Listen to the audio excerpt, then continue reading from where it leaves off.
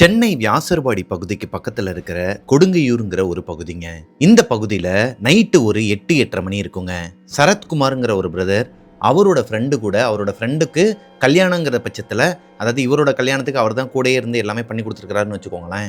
அவரோட கல்யாணத்துக்கு பத்திரிக்கை எல்லாமே அந்த ஏரியாவை சேர்ந்தவங்களுக்கு வச்சிட்டு இருக்கும்போது சரத்குமார் கண்ணுல ஒரு வீடு படுதுங்க. சரத்தோட கண்ணுல இந்த வீடு பட்டதுமே அவரையே அறியாம மெதுவா அந்த வீட்டை நோக்கி நடக்க ஆரம்பிக்கிறாருங்க. இந்த வீட்டோட அமைப்பு எப்படி இருக்குன்னா, இது ஒரு தனி பில்டிங்க.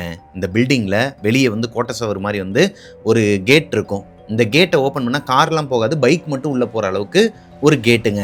உள்ள போனா கீழே ஒரு வீடு, அதாவது கீழே ஒரு போர்ஷன் இருக்கும். அப்படியே லெஃப்ட் சைட்ல மேல படிக்கட்டுலாம் போகுங்க. இந்த ஸ்டெப்ஸ்ல ஏறி போனா ஃபர்ஸ்ட் ஃப்ளோரில் முதல்ல ஒரு வீடு இருக்கும். அந்த வீட்டில் அட்டாச் பாத்ரூம் கிடையாது. பாத்ரூம் போகணுன்னா வெளியே தான் போகணும். அதாவது இந்த காரிடாரில் கார்னரில் லாஸ்ட்டில் ஒரு பாத்ரூம் இருக்குமா, அந்த பாத்ரூம் தான் போகணும். அந்த வீட்டுக்கு பக்கத்துலேயே இன்னொரு வீடு இருக்குது, 1 BHK. இதுக்கு அப்படியே மேலே மொட்டை மாடி. இந்த வீட்டுக்கு அப்படியே பின்னாடி ஒரு மாதிரி தோட்டம் மாதிரி இருக்குமாங்க.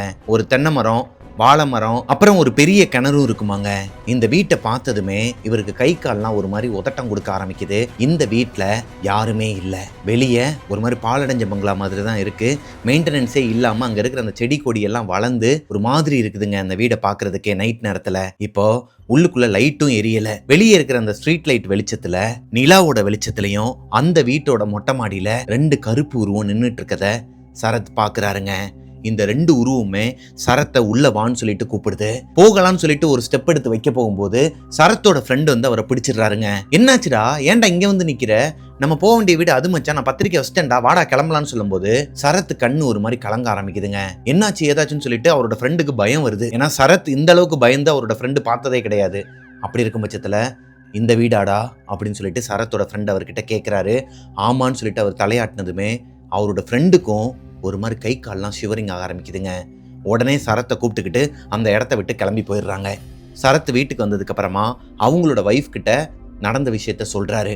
இந்த மாதிரி நான் அந்த வீட்டுக்கு தெரியாதனமா போயிட்டேன், அந்த ஏரியாவுக்கு போகும்போது எதர்ச்சியா அந்த வீடை பார்த்துட்டேன், அந்த வீட்டுக்குள்ள இருந்து 2 உருவம் என்னைய கூப்பிடுற மாதிரியே இருக்குன்னு சொல்லும்போது சரத்தோட ஒய்ஃபுக்கும் ஒரு மாதிரி கை கால்லாம் நடுக்கம் கொடுக்குதுங்க. யார் இந்த சரத், அவரோட வாழ்க்கையில் அப்படி என்னதான் நடந்துச்சு, இந்த வீட்டுக்கும் அவருக்கும் என்ன கனெக்ஷன், அப்படி அந்த வீட்டில் யாரு தான் இருக்கிறாங்கிற ரொம்பவே திகிலான ஒரு சம்பவத்தை தான், அதாவது சென்னை வியாசர்பாடிக்கு பக்கத்தில் இருக்கிற கொடுங்கையூருங்கிற பகுதியில் நடந்த ஒரு உண்மை சம்பவத்தை பற்றி தான் இன்னைக்கு நம்மளோட ஸ்டோரியில் பார்க்க போகிறோம். ஷோக்குள்ளே போகிறதுக்கு முன்னாடி நம்ம சேனலை சப்ஸ்கிரைப் பண்ணாதவங்க சப்ஸ்கிரைப் பண்ணிடுங்க, பக்கத்தில் இருக்க பெல் ஐக்கானை தட்டி விட்டுருங்க. வாங்க ஸ்டோரிக்குள்ளே போகலாம். Welcome to our show. நான் உங்களோட பிரபாகரன். ஊட்டி டூர்லாம் முடிச்சுட்டு ஒரு வழியாக வீட்டுக்கு வந்தாச்சுங்க. நிறைய பேர் மெசேஜ் அனுப்பிக்கிட்டே இருந்தீங்க. நிறைய பேர் என்னென்னா என்னோடய ஸ்டோரி எப்போ சொல்ல போகிறீங்கன்னு சொல்லிட்டு கேட்டுக்கிட்டே இருந்தீங்க. அது போக கார் வாங்கினதுக்கு நிறைய பேர் விஷ் பண்ணியிருந்தீங்க. அப்புறம் ஜோக்கினின்னு சொல்லிட்டு நம்மளோட ஒரு 45 மினிட்ஸ் ஸ்டோரி வெப்சைட்டில் கொடுத்துருக்குறாங்க. அதாவது ஒரு லைவ் ஷோவாக நம்ம பண்ணது. அந்த ஷோ நீங்கள் பார்க்கணும் அப்படின்னா கீழே நான் டிஸ்கிரிப்ஷனில் லிங்க் கொடுத்துருக்குறேன்னு சொல்லியிருந்தேன் முன்னாடியே, இப்போயும் கொடுக்குறேன். அந்த ஷோவை பார்த்துட்டு நிறைய பேர் விஷ் பண்ணியிருந்தீங்க. உங்கள் எல்லாரோட கமெண்ட்ஸையும் நம்ம லாஸ்ட்டில் பார்க்கலாம் இந்த வீடியோவில். இன்றைக்கி நம்ம இந்த ஸ்டோரிக்குள்ளே போயிடலாங்க. ஏன்னா ஆல்ரெடி 2 நாள் லீவ் விட்டாச்சு நம்ம டெவில்ஸ் கிச்சனுக்கு. அதுக்கு காரணம் என்னங்கிறது உங்களுக்கே தெரியும். ரொம்பவே ஒரு மாதிரி ஸ்ட்ரெஸ்ஃபுல்லாக ஓடிட்டு இருந்த நேரத்தில் ஒரு 3 நாள் ரெஸ்ட்டுக்காக ஊட்டிக்கு ஒரு டூர் மாதிரி போயிருந்தோம். ஸோ அது எல்லாமே முடிச்சாச்சு. இதுக்கப்புறம் ரெகுலராக டெய்லி வீடியோஸ் அப்லோட் பண்ண போகிறேன். ஸோ எல்லாருமே ரெடியாக இருங்க கோஸ்டீஸ். வாங்க ஸ்டோரிக்குள்ளே போகலாம். இன்றைக்கி நம்ம பார்க்க போகிற ஸ்டோரியை எனக்கு இன்ஸ்டாகிராமில் அனுப்பின பிரதரோட பேர் சரத்குமாருங்க. சென்னை வியாசர்பாடியை சேர்ந்த சரத்குமாருங்கிற பிரதருக்கு அப்பா கிடையாதுங்க. அவரோட சின்ன வயசுலேயே அவங்க அப்பா தவறிட்டார். அவங்களோட அம்மா, பாட்டி இவங்க 2 பேர் தான், அதாவது அம்மாவோட அம்மா, இவங்க 3 பேர் தான் ஒரு வீட்டில் இருக்கிறாங்க. இவங்க வாடகை வீட்டில் தான் இருக்கிறாங்க. அப்பா இவருக்குன்னு சொல்லிட்டு சொத்தோ இல்லை பணமோ எதுவுமே சேர்த்து வைக்கல. அம்மா தான் கஷ்டப்பட்டு சரத்குமாரை வளர்த்துருக்குறாங்க. சரத்தோட அம்மா மெடிக்கல் ஃபீல்டில் இருக்கிறாங்க. அவங்க காலையில் போனாங்கன்னா ஈவினிங் ஒரு 6-6:30 மணிக்கு மேலே தான் வருவாங்களாம். அவங்களோட பாட்டி தான் மோஸ்ட்லி சரத்குமாரை வீட்டில் வளர்த்துருக்குறாங்க. அப்படி இருக்கும் பட்சத்தில் சரத்குமாருக்கு சின்ன வயசுலேருந்தே இந்த கமிட்மெண்ட், அப்புறம் இந்த காசோட அருமை என்னங்கிறது தெரிஞ்சு வளர்ந்த ஒரு பர்சனுங்க. அதாவது அம்மா ரொம்ப கஷ்டப்பட்டுட்டு இருக்கிறாங்க, நம்ம சீக்கிரமாக படித்து முன்னுக்கு நம்ம எல்லாருமே பார்த்துக்கணும் அப்படிங்கிற மாதிரி ஒரு தாட் இருக்கிற ஒரு பர்சன் தான் சரத்குமாருங்க. 12th ஸ்டாண்டர்ட் படிக்கிற வரைக்குமே அவங்க ஒரே ஒரு வீட்டில் தான் இருந்திருக்கிறாங்க வியாசர்பாடியில். அந்த வீட்டை சுற்றிலுமே கொஞ்சம் அட்மாஸ்பியர் சரியில்லாத காரணத்தினாலையும், சரத்துக்கு காலேஜ் ரொம்ப தூரமாக இருக்கிற காரணத்தினாலையும் அந்த வீடை காலி பண்ணிட்டு வேற ஒரு வீட்டுக்கு வராங்க. இப்போ வேற ஒரு வீட்டுக்கு வந்ததுக்கு அப்புறமா அங்கேயும் ஏதோ ஒரு ப்ராப்ளம் சொல்லிட்டு இப்போ இந்த ஒரு பிரச்சனை நடந்த வீட்டுக்கு வராங்க. கொடுங்கையூர்ல இருக்கிற ஒரு தனி வீடு. இந்த வீட்டில், அதாவது அந்த ஏரியாவோட நேம்லாம் மென்ஷன் பண்ண வேணாம்னு சொன்ன காரணத்தினால நான் சொல்லலைங்க. மற்றபடி வியாசர்பாடியில் கொடுங்கையூருங்கிற பகுதியில் இருக்கிற ஒரு வீடு தான். இந்த வீட்டோட அமைப்பு நான் ஆரம்பத்திலே சொல்லிட்டேன், மறுபடியும் ஒரு தடவை ரீகால் பண்ணுறேன். இந்த வீட்டோட அமைப்பு எப்படி இருக்குன்னா, இது ஒரு தனி வீடு. வெளியே ஒரு கேட் இருக்கும், உள்ளே வந்தால் கீழே வந்து ஒரு போர்ஷன் இருக்கும். அந்த போர்ஷனில் ஒரு குடும்பம் இருக்கிறாங்க. அதாவது இப்போது 2014 சரத்குமார் அந்த வீட்டுக்கு போகும்போது, அவங்க அம்மா பாட்டியோட அந்த வீட்டுக்கு போகும்போது, அந்த வீட்டு கீழ் போர்ஷனில் ஒரு ஃபேமிலி இருக்கிறாங்க. தாத்தா, பாட்டி, அப்பா, அம்மா, ஒரு பையன். அப்படியே லெஃப்ட் சைடில் ஒரு ஸ்டெப்ஸு போகுமாங்க. ஸ்டெப்ஸுக்கு பக்கத்தில் தான் இவர் பைக் விடுற இடமா. இப்போ அந்த ஸ்டெப்ஸில் ஏறி போனால் மேலே 2 1 BHK இருக்குது, அப்பார்ட்மெண்ட் மாதிரி தனித்தனி போர்ஷனாக இருக்குது. கீழே இருக்கிற போர்ஷன் மட்டும்தான் 2 BHK. அங்கே தான் முதல்ல ஓனர் இருந்திருக்கிறாரு. ஆனால் அந்த வீட்டோட ஓனர் வந்து இப்போ தாம்பரம் பகுதியில் அவங்க குடும்பத்தோட செட்டில் ஆகிட்டாராங்க. அங்கே ஒரு வீடு வாங்கிட்டாராம். இந்த வீடை ஃபுல்லாகவே வாடகைக்கு விட்டாராங்க. அதுக்கு காரணம் அந்த ஹவுஸ் ஓனரோட பையனுக்கு கல்யாணமாகி தாம்பரம் பகுதியில் இருக்கிறனால அவரும் அங்கேயே போயிட்டாராங்க. அவங்களோட ஃபேமிலியோட அப்படியே செட்டில் ஆகிட்டாங்களாம். இப்போது கீழே இருக்கிறவங்களும் வாடகைக்கு தான் இருக்கிறாங்க. ஃபர்ஸ்ட் ஃப்ளோரில் மேலே போனோன்னே மொதல் போர்ஷனில் இருக்கிறவங்களும் வாடகைக்கு தான் இருக்கிறாங்க. அந்த வீட்டில் ஒரு அப்பா, அம்மா, பையன், பொண்ணு. இந்த பையன், பொண்ணு இவங்க 2 பேருமே அவங்களோட குழந்தைங்க கிடையாது. அதாவது அவரோட தம்பியோட குழந்தைங்களாங்க. அதுக்கு காரணம் இந்த குழந்தைங்களோட அப்பா அம்மா 2 பேருமே தவறிட்டாங்க. நான் அவங்க அண்ணனுக்கும் அன்னைக்கும் குழந்தைங்க கிடையாது. அதனால தம்பியோட குழந்தைங்களையே தத்தெடுத்து, அதாவது அவங்களோட குழந்தை மாதிரி வளர்த்துக்கிட்டு இருக்கிற ஒரு குடும்பங்க. ஆல்ரெடி இந்த குழந்தைங்களோட அப்பா அம்மா இறந்துட்டாங்கன்னு சொன்னாங்க இல்லையா, அவங்களும் அதே வீட்டில் இருந்தவங்க தான். இப்போ அந்த ஃபர்ஸ்ட் ஃப்ளோரில் ஃபர்ஸ்ட் போர்ஷனில் இந்த குடும்பம் இருக்கிறாங்களா, அப்படியே அடுத்து இவங்களுக்கு ஒரு பெரிய காரிடார் மாதிரி இருக்கும். செகண்ட் போர்ஷனில் இருக்கிற அந்த 1 BHKல தான் சரத்தோட பாட்டி, அவங்களோட அம்மா, இவங்க 3 பேருமே குடி வராங்க. ஃபர்ஸ்ட் ஃப்ளோரில் சரத்தோட வீட்டில் மட்டும்தான் அட்டாச் பாத்ரூம் இருக்குங்க. ஆனால் அந்த குழந்தைங்களோட இருக்கிறாங்க இல்லையா, அவங்களோட வீட்டில் அட்டாச் பாத்ரூம் கிடையாது. அவங்க பாத்ரூம் போகணும் அப்படின்னா சரத்தோட வீட்டை தாண்டி தான் அந்த காரிடாரில் நடந்து போயிட்டு வரணுமாங்க. இப்போ இந்த வீட்டுக்கு வந்ததுக்கு அப்புறமா எல்லாமே நல்லபடியாக தாங்க போயிட்டு இருக்குது, ஓனரை தவிர்த்து. ஏன்னா ஓனர் என்ன பண்ணுறாருன்னா, ஒரு யூனிட்டுக்கு ₹1 மாதிரி போடுறாரு. இவங்களுக்கு இதுக்கு முன்னாடி இருந்த வீடுகளெல்லாம் 500 600 கரண்ட் பில் முடிஞ்சிருமா. இந்த வீட்டுக்கு வந்ததுக்கப்புறமா 1500 1600 வரைக்கும் கட்டிக்கிட்டு இருக்கிறாங்க. இருந்தாலும் அதை பார்க்கல, ஏன்னா இவங்களுக்கு அது பெருசாக தெரியல. ஏன்னா சரத்துக்கும் இந்த வீட்டிலேருந்து காலேஜ் பக்கத்தில் இருக்குது. அது போக அவங்களோட அம்மாவுக்கும் வேலைக்கு போகணுன்னா பக்கத்துலேயே இருக்குது. ஒரு 1/2 hour டிஸ்டன்ஸில் போயிட்டு வந்துடலாமா. சரத்தும் அவங்களோட ஃபேமிலியும் இந்த வீட்டுக்கு வந்து 1 மாதத்துக்கு மேலே ஆகுதுங்க. இப்போ வரைக்கும் எந்த ஒரு அமானுஷ்யமே நடக்கலை. ஆனால் அன்னைக்கு ஒரு நாள் நைட்டு ஒரு 8:30 9 மணி இருக்குமாங்க. சரத்தை பொறுத்த வரைக்கும் எப்பயுமே காலேஜ் முடிச்சுட்டு அவர் ஸ்பெஷல் கிளாஸ்லாம் போயிட்டு ஃப்ரெண்ட்ஸோட சுற்றிட்டு லேட்டாக தான் வீட்டுக்கு வருவாராம். 9 9:30 மணிக்குள்ளே வீட்டுக்கு வந்துடுவாராம்.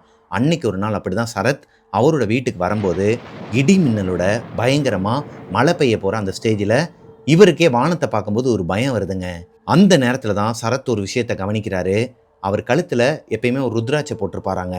சரத்தோட இஷ்ட தெய்வம்னு பார்த்தீங்கன்னா சிவபெருமானாங்க. அவருக்கு சின்ன வயசுலேருந்தே சிவபெருமான்னா உயிராம். எதனா ஒரு பிரச்சனைனா கூட அவர்கிட்ட தான் போயிட்டு உட்காந்து வேண்டிக்கிட்டு வருவாராம். அது போக பருவதமலை, அப்புறம் நிறைய மலைகள்லாம் அவரே ஏறி போயிருக்கிறாராங்க. 2-3 தடவை போயிருக்கிறாராம். பருவதமலைங்கிற அந்த ஒரு இடத்துல சிவபெருமானை வந்து நம்மளே வந்து தரிசிக்கலாமா. லைக் பூசாரிலாம் இருக்க மாட்டாங்களாம். நம்மளே போயிட்டு நம்ம என்னென்ன கொண்டு வந்தோமோ அதை சாமி முன்னாடி வச்சு சாமி கும்பிட்டுட்டு எடுத்துகிட்டு வரலாமா. அப்படி அவர் போகும்போதெல்லாம் இவர் கழுத்தில் போட்டிருக்கிற அந்த ருத்ராட்சையை அவரோட பக்கத்திலேயே வச்சு, அதாவது அவரோட காலடியிலே வச்சு ஃபுல்லாக பிரதிஷ்டை பண்ணி அதை தான் எடுத்து கழுத்தில் போட்டிருப்பாராம். அப்படி இருக்கும் பட்சத்தில் சின்ன வயசுலேருந்தே இவரால் அந்த ருத்ராட்சை போட்டிருக்கிறனாலே என்னங்கிறது தெரியல, நெகட்டிவ் எனர்ஜியை உணர முடியுமாங்க. அந்த ருத்ராட்சை இருக்குது இல்லையா, அது வந்து செம ஹீட் ஆயிருமா. அது நல்லாவே ஃபீல் ஆகுமாங்க. நெஞ்சில் பட்டு இந்த இடமே ஒரு மாதிரி சூடாகுமா, கொஞ்ச நேரத்தில் அரிக்க ஆரம்பிக்குமா. இதை வச்சே அவர் வந்து அந்த இடத்துல ஒரு நெகட்டிவ் எனர்ஜி இருக்கா இல்லையாங்கிறத சொல்லிடுவாராங்க. இப்போது அன்னைக்கு நைட்டு ஒரு 9 9:15 சரத் அவங்களோட வீட்டுக்கு வரும்போது பார்க்கிங்கில் வண்டியை நிப்பாட்டும் போது அவருக்கு அந்த ருத்ராட்சை வந்து ஒரு மாதிரி ஹீட்டாக இருக்குதுங்க. அது போக அவரால் நல்லாவே உணர முடியுது, யாரோ ஒருத்தவங்க அவரை கவனிச்சுக்கிட்டு இருக்கிறாங்க. ஆனால் எங்கேருந்து கவனிக்கிறாங்கன்னு தெரியலைங்க. ஏரியாவே ஒரு மாதிரி மயான அமைதியாக இருக்குது. வெளியே ஸ்ட்ரீட் டாக் எதுவுமே கத்தலை. இந்த காற்று அடிக்கிறதுக்கு அதுக்கும் இந்த மரங்களோட அந்த சத்தமும் இந்த பூச்சிங்களோட சத்தமும் மட்டும் இவர் காதை கிழிக்கிற அளவுக்கு, அதாவது இது வரைக்கும் இவர் கேட்காத அளவுக்கு ஒரு மாதிரி பயத்தை கொடுக்குதுங்க. இப்போது அதெல்லாம் மனசில் வச்சுக்காம நேராக ஸ்டெப்ஸில் ஏறி நடக்க ஆரம்பிக்கும் போது கரண்ட் கட் ஆகிடுது. அந்த ஏரியாவே ஒரு மாதிரி மயான அமைதியாகிடுது. இவர் பயப்படாமல் நேராக மேலே ஏறி அவரோட வீட்டுக்கு போகிறாரு. வீட்டுக்குள்ளே போய் பார்த்தா அவங்க பாட்டி நல்லா படுத்து தூங்கிட்டு இருக்கிறாங்க. அவங்களுக்கு சுகர் இருக்கிற காரணத்தினால டேப்லெட் போட்டு அவங்க படுத்து தூங்கிட்டாங்க. ஆனால் சரத்தோட அம்மா ஒரு ஓரமாக மெழுகுவர்த்தியை வச்சுட்டு அவங்களோட ரூமில் ஒரு மாதிரி கண்ணுலாம் கலங்கி போய் மனசுடைஞ்சு போய் ஒரு மாதிரி உட்காந்துருக்குறாங்க. பார்த்த உடனேயுமே சரத்துக்கு தெரிஞ்சிருச்சு அவங்க அம்மாவுக்கு ஏதோ ஒரு ப்ராப்ளம். என்னாச்சுமான்னு சொல்லிட்டு கிட்டக்க போய் உட்காந்து கேட்கும்போது, இல்லைப்பா ஒன்றும் இல்லைப்பா, நீ சாப்பிட்றியா இரு நான் போய் சாப்பாடு வச்சுட்டு வரேன்னு சொல்லிட்டு எந்திரிச்சு போகிறாங்க. இருங்கம்மான்னு சொல்லிட்டு கையை பிடிச்சி உட்கார வச்சு, என்னாச்சு எதனா பிரச்சனையான்னு சொல்லிட்டு கேட்கும்போது, கரெக்டாக ஒரு 3/4 மணி நேரத்துக்கு முன்னாடி, அதாவது சரத் வந்தது 9:15க்கு 3/4 மணி நேரத்துக்கு முன்னாடி ஒரு 7:45 8 மணிக்குள்ள சரத்தோட அம்மா மட்டும் மொட்டை மாடியில் துணியெல்லாம் காய போட்டுட்டு இருந்திருக்கிறாங்க. அப்போது மேகமூட்டமாகவும் இல்லை, இடி மின்னலும் இல்லைங்க, நார்மலாக தான் இருந்திருக்குது. மேலே போயிட்டு துணியெல்லாம் காய போட்டுட்டு இருக்கும்போது அவங்களோட மொட்டை மாடியில், அதாவது அந்த துணியை காய போட்டுட்ருக்குறாங்கன்னு வச்சுக்கோங்களேன், பயங்கரமாக காற்றடிச்சிருக்குதுங்க. காற்றடிக்கும் போது இவங்களுக்கு பெருசாக எதுவுமே தெரியலை. சரத்தோட ஃபேமிலி இந்த வீட்டுக்கு வந்து 1.5 மாதம் கிட்ட ஆகுது. இந்த 1.5 மாதத்தில் நைட் நேரத்தில் போயிட்டு அவங்க மொட்டை மாடியில் நின்னதும் கிடையாது, துணியை காய போட்டதும் கிடையாது. அதுக்கான நேரம் அவங்களுக்கு வந்தது கிடையாது. அப்படி இருக்கும் பட்சத்தில் அவங்களோட அம்மா மட்டும் தனியாக போயிட்டு இந்த பக்கெட்லேருந்து துணியெல்லாம் எடுத்து காய போட்டுட்டு இருக்கும்போது யாரோ ஒருத்தவங்க அவங்க அம்மாவோட முதுகில் டச் பண்ணியிருக்கிறாங்க. சரத்தோட அம்மாவுக்கு நல்லாவே தெரியும் அவங்களோட அம்மா கீழே தான் இருக்கிறாங்க. இன்னும் அவங்க தூங்கலை, சாப்பிட்டுட்டு இருக்கிறாங்க. அவங்க கீழே தான் இருக்கிறாங்க, மேலே அவங்களால ஏறி நடந்து வர முடியாது. அப்படி இருக்கும் பட்சத்தில் இப்போ யார் முதுகில் தொட்டிருப்பா? ஒருவேளை கீழ் வீட்டில் இருக்கிற அந்த குழந்தையோட கை எப்படி இவ்வளோ டிஸ்டன்ஸில் வரும்? ஒருவேளை கீழ் வீட்டில் இருக்கிற அந்த பொண்ணு, அந்த குழந்தையோட அம்மா அவங்களா இருக்குமோன்னு சொல்லிட்டு திரும்பி பார்த்தா யாருமே இல்லை. ஒரு மாதிரி மயான அமைதியாக இருக்குதுங்க. அடித்த காற்று அப்படியே அமுங்கிடுது. ட்ராப் சைலண்ட்டுன்னு சொல்லுவாங்க இல்லையா, அந்த அளவுக்கு அவங்களோட மொட்டை மாடியே ஒரு மாதிரி சைலண்ட்டாக இருக்குது. இப்போது மொட்டை மாடியில் எரியிற ஒரே ஒரு எல்லோ கலர் லைட், அதாவது எல்லோ கலர் பல்ப், அந்த பல்ப் வந்து ஒரு மாதிரி ஃப்ளிக்கர் ஆக ஆரம்பிக்குதுங்க. சரத்தோட அம்மாவுக்கு ஹார்ட் பீட்லாம் ரைஸ் ஆக ஆரம்பிக்குது. அவங்களால ஒரு நெகட்டிவ் எனர்ஜியை உணர முடியுது. லைக் யாரோ ஒருத்தவங்க மொட்டை மாடியில் அவங்க கூட நிற்கிறாங்க. இவங்களோட மொட்டை மாடியிலேருந்து பார்த்தா பக்கத்தில் எந்த ஒரு மொட்டை மாடியும் தெரியாது. அந்த ஏரியாவில் இதுதான் பெரிய வீடுங்கிற காரணத்தினால அக்கம் பக்கத்துலேருந்து யாரும் ஹெல்ப்புக்கும் வரமாட்டாங்கங்கிற பட்சத்தில் ஒரு கட்டத்துக்கு மேலே அந்த எல்லோ பல்ப் வந்து ஒரு மாதிரி ஃபியூஸ் பண்ண மாதிரி சத்தம் கொடுத்து ஆஃப் ஆகிடுதுங்க. இப்போது சரத்தோட அம்மா அந்த பக்கெட்டை கூட எடுக்காமல், மேலே துணியை காய போட்டுட்ருக்குறாங்க இல்லையா, அந்த பக்கெட்டை கூட எடுக்காமல், அதில் இன்னும் துணிகள் இருக்குது, பாதி தான் காய போட்டுட்ருக்குறாங்க, அதை அப்படியே போட்டுட்டு வேகமாக ஓடி வர்றதுக்கு ட்ரை பண்ணும்போது யாரோ ஒருத்தவங்க மேலே இடிச்சிருக்கிறாங்க. ஆனால் அவங்க கண்ணுக்கு முன்னாடி யாருமே இல்லை. அவங்களால நல்லாவே உணர முடிஞ்சிருக்குது. இப்போ நான் பின்னாடி திரும்பிட்டு இந்த பக்கம் வேகமாக ஓடுறேன் அப்படின்னா, இங்கே எனக்குள்ளே யாராச்சும் ஒருத்தவங்க நிற்கிறாங்கன்னா அவங்க மேலே இடித்தா நமக்கு ஒரு உணர்வு வரும் இல்லையா, அந்த மாதிரி ஒரு உணர்வு சரத்தோட அம்மாவுக்கு இருந்திருக்குதுங்க. அவங்களுக்கு ஒரு மாதிரி இந்த கொலை நடுங்கிருச்சுன்னு சொல்லுவாங்க இல்லையா, அந்த அளவுக்கு கை கால்லாம் உதறி போய் பயத்தில் ஓடி வந்திருக்கிறாங்க. இப்போ சரத்தோட அம்மா சரத்துக்கிட்ட இந்த விஷயங்கள்லாம் சொல்லிகிட்டு இருக்கும்போதே அவங்களுக்கு ஹை ஃபீவர் அடித்து அந்த கண்ணுலாம் ஒரு மாதிரி கலங்கி போய் ஒரு மாதிரி உட்காந்துருக்குறாங்க. அவங்களுக்கு டேப்லெட் கொடுத்து சாப்பிட வச்சு படுக்க வச்சிடுறாருங்க சரத். இம்மா இதெல்லாம் ஒன்றுமே கிடையாதுமா, நீ தனியாக மேலே போனனால, அதுவும் நைட் நேரத்தில் தடவை அந்த வீட்டுக்கு போனல, தென்னை மரம்லாம் இருக்குமா, மேபி அந்த காற்றோட அழுத்தத்துக்கு கூட உனக்கு அப்படி தோணியிருக்கலாம், யாரோ ஒருத்தவங்க மேலே இடித்த மாதிரின்னு சொல்லிட்டு எவ்வளவோ சமாதானப்படுத்தினாலும் அவங்க அம்மா கேட்குற மாதிரி இல்லைங்க. இப்போ படுத்து தூங்கிடுறாங்க. பயந்துக்கிட்டே தான் தூங்கியிருக்கிறாங்க. இந்த வீட்டுக்கு வந்ததுக்கப்புறமா நடந்த, அதாவது அவங்க அம்மாவுக்கு நடந்த முதல் சம்பவங்க. இந்த சம்பவம் நடந்த அன்னைக்கு சரத்தோட அம்மா நல்லா படுத்து தூங்கிடுறாங்க. சரத்துக்கு தூக்கம் வர மாட்டேங்குதுங்க. அவருக்கு இந்த பேயை பார்க்கணும்னு சொல்லிட்டு சின்ன வயசுலேருந்தே ஆசையாம், எக்ஸ்ப்ளோர் பண்ணணும்னு சொல்லிட்டு ஆசையாம். பேய் வந்துச்சுன்னா அதை ஃபோட்டோ எடுத்து இன்ஸ்டாகிராமில் போடுற அளவுக்கு ஒரு பேய் வெறியனாங்க அவர். லைக் சின்ன வயசுலேருந்தே அவருக்கு நிறைய பேய் கதைகள்லாம் கேட்டு கேட்டு கேட்டு இந்த பேய் எப்படி தான் இருக்கும், அதை பார்க்கணும், வந்துச்சுன்னா ஒரு ஃபோட்டோவாச்சும் எடுத்து கெத்து காட்டிடலாம் அப்படிங்கிற மாதிரியான ஒரு டைப் தான் சரத்தாங்க. அப்படி இருக்கும் பட்சத்தில் இப்போ அவங்க அம்மா தூங்கிட்டு இருக்கிறாங்க. நைட்டு ஒரு 1-1:30 மணிக்கு சரத் மட்டும் தனியாக மொட்டை மாடிக்கு ஸ்டெப்ஸில் ஏறி போய் பார்த்துருக்கிறாரு. அங்கே அவங்க அம்மா சொன்ன மாதிரியே அந்த பக்கெட் எல்லாமே கீழே கவுந்து கிடக்குது, துணி எல்லாம் வெளியே கிடக்குது. இப்போ அந்த துணி எல்லாத்தையும் காய போட்டுட்டு அங்கேயே கொஞ்ச நேரம் உட்காந்துருக்கிறாரு. எந்த ஒரு அமானுஷமோ எந்த ஒரு கருப்பு உருவத்தையும் அவர் அங்கே பார்க்கலங்க. அவருக்கு எந்த ஒரு உணர்தலும் இல்லை. அந்த ருத்ராட்சையும் ஹீட் ஆகலை. அப்படி இருக்கும் பட்சத்தில் கீழே வந்துட்டாராம். சரத் காலேஜுக்கு முன்னாடி வேறு மாதிரி இருந்திருக்கிறாருங்க. பொம்பளை பிள்ளைங்க கிட்டலாம் போயிட்டு பேசவே மாட்டாராம். பெண்களை பார்த்தாலே ஒரு மாதிரி ஷையாக ஃபீல் பண்ணுவாராம், பேசுகிறதுக்கே ஒரு மாதிரி தயக்கப்படுவாராம். ஆனால் அவர் காலேஜுக்கு போனதுக்கப்புறமா அவரோட கான்டாக்ட் ஃபுல்லாகவே பொம்பளை பிள்ளைங்க தானாங்க. அவர் கூட படிக்கிற அவரோட காலேஜில் இருக்கிற 4 பொண்ணுங்களோட கான்டாக்ட் அவர்கிட்ட இருக்குமா. அது போக எப்பயுமே இந்த பொண்ணுங்க கூட பேசிக்கிட்டே இருப்பாராம். இன்னும் வீட்டுக்கு வந்ததுக்கப்புறமா அவங்க கால் பண்ணுவாங்களாம், இல்லைன்னா இவர் கால் பண்ணி பேசிகிட்டு இருப்பாராங்க. அப்படி இருக்கும் பட்சத்தில் ஒரு நாள் நைட்டு ஒரு 8-8:30 மணி இருக்குமாங்க. இவர் வீட்டுக்கு வந்துடுறாரு. மொட்டை மாடியில், அதாவது மொட்டை மாடிக்கு போகாமல் இவங்களோட ஃபர்ஸ்ட் ஃப்ளோர்லேருந்து மறுபடியும் ஸ்டெப்ஸ் ஏறி போகிற இடம் இருக்கு இல்லையா, அங்கே ஒரு 5-6 ஸ்டெப்ஸ் ஏறி போனால் மேலே மொட்டை மாடின்னு வச்சுக்கோங்க. அந்த ஒரு 5-6 ஸ்டெப்ஸுக்கு கீழேயே நடுவில் உட்காந்து ஒரு பொண்ணுக்கிட்ட ஃபோனில் பேசிகிட்டு இருந்திருக்கிறாரு. அப்போது அவங்களோட வீட்டில் இருக்கிறவங்க, அதாவது பக்கத்து வீட்டில் இருக்கிறவங்களா இருக்கட்டும், சரத்தோட வீட்டில் இருக்கிற அம்மா பாட்டியாக இருக்கட்டும் யாருமே காரிடாரில் வரலை, அதாவது வெளியவே வரல. வீடை லாக் பண்ணி தான் வச்சுருக்கிறாங்க. ஏன்னா வெளியே வந்து கொசு தொல்லை இருக்குமா, அதனாலேயே அவங்க ஃபுல்லாகவே டோரு விண்டோ எல்லாத்தையுமே லாக் பண்ணி தான் வச்சுருப்பாங்களாம். அப்படி இருக்கும் பட்சத்தில் சரத் மட்டும்தான் தனியாக இந்த மொட்டை மாடி ஸ்டெப்ஸில் உட்காந்து ஒரு பொண்ணுக்கிட்ட பேசிக்கிட்டு இருக்கிறாருங்க. பேசிக்கிட்டு இருக்கும்போது சரத்துக்கு ஒரு உணர்வு வருது. அதாவது இப்போ நீங்கள் இந்த வீடியோ பார்த்துட்டு இருக்கிற நீங்கள் மொட்டை மாடிக்கு போகிற ஒரு ஸ்டெப்ஸில் உட்காந்து பார்த்துட்டு இருக்கீங்கன்னு வச்சுக்கோங்களேன். உங்களுக்கு பின்னாடி உங்களோட அம்மாவோ அண்ணனோ இல்லை உங்களோட ஃப்ரெண்டோ மேலேருந்து இறங்கி வராங்க அப்படின்னா உங்களுக்கு ஒரு உணர்வு இருக்கும். யாரோ ஒருத்தவங்க இறங்கி வராங்க, நீங்கள் ஹெட்செட்டில் பாட்டு கேட்டுட்டு இருந்தாலோ இல்லை எதனா ஒரு விஷயத்தை பார்த்துட்டு இருந்தாலோ இல்லை பேசிகிட்டு இருந்தாலோ ஃபோனில் யாரோ ஒருத்தவங்க வராங்கன்னா உங்களால் டக்குன்னு ஒரு சென்ஸ் வருங்க. அதே மாதிரி தான் சரத்துக்கு இருந்திருக்குது. லைக் யாரோ ஒருத்தவங்க மேலேருந்து இறங்கி வர மாதிரி.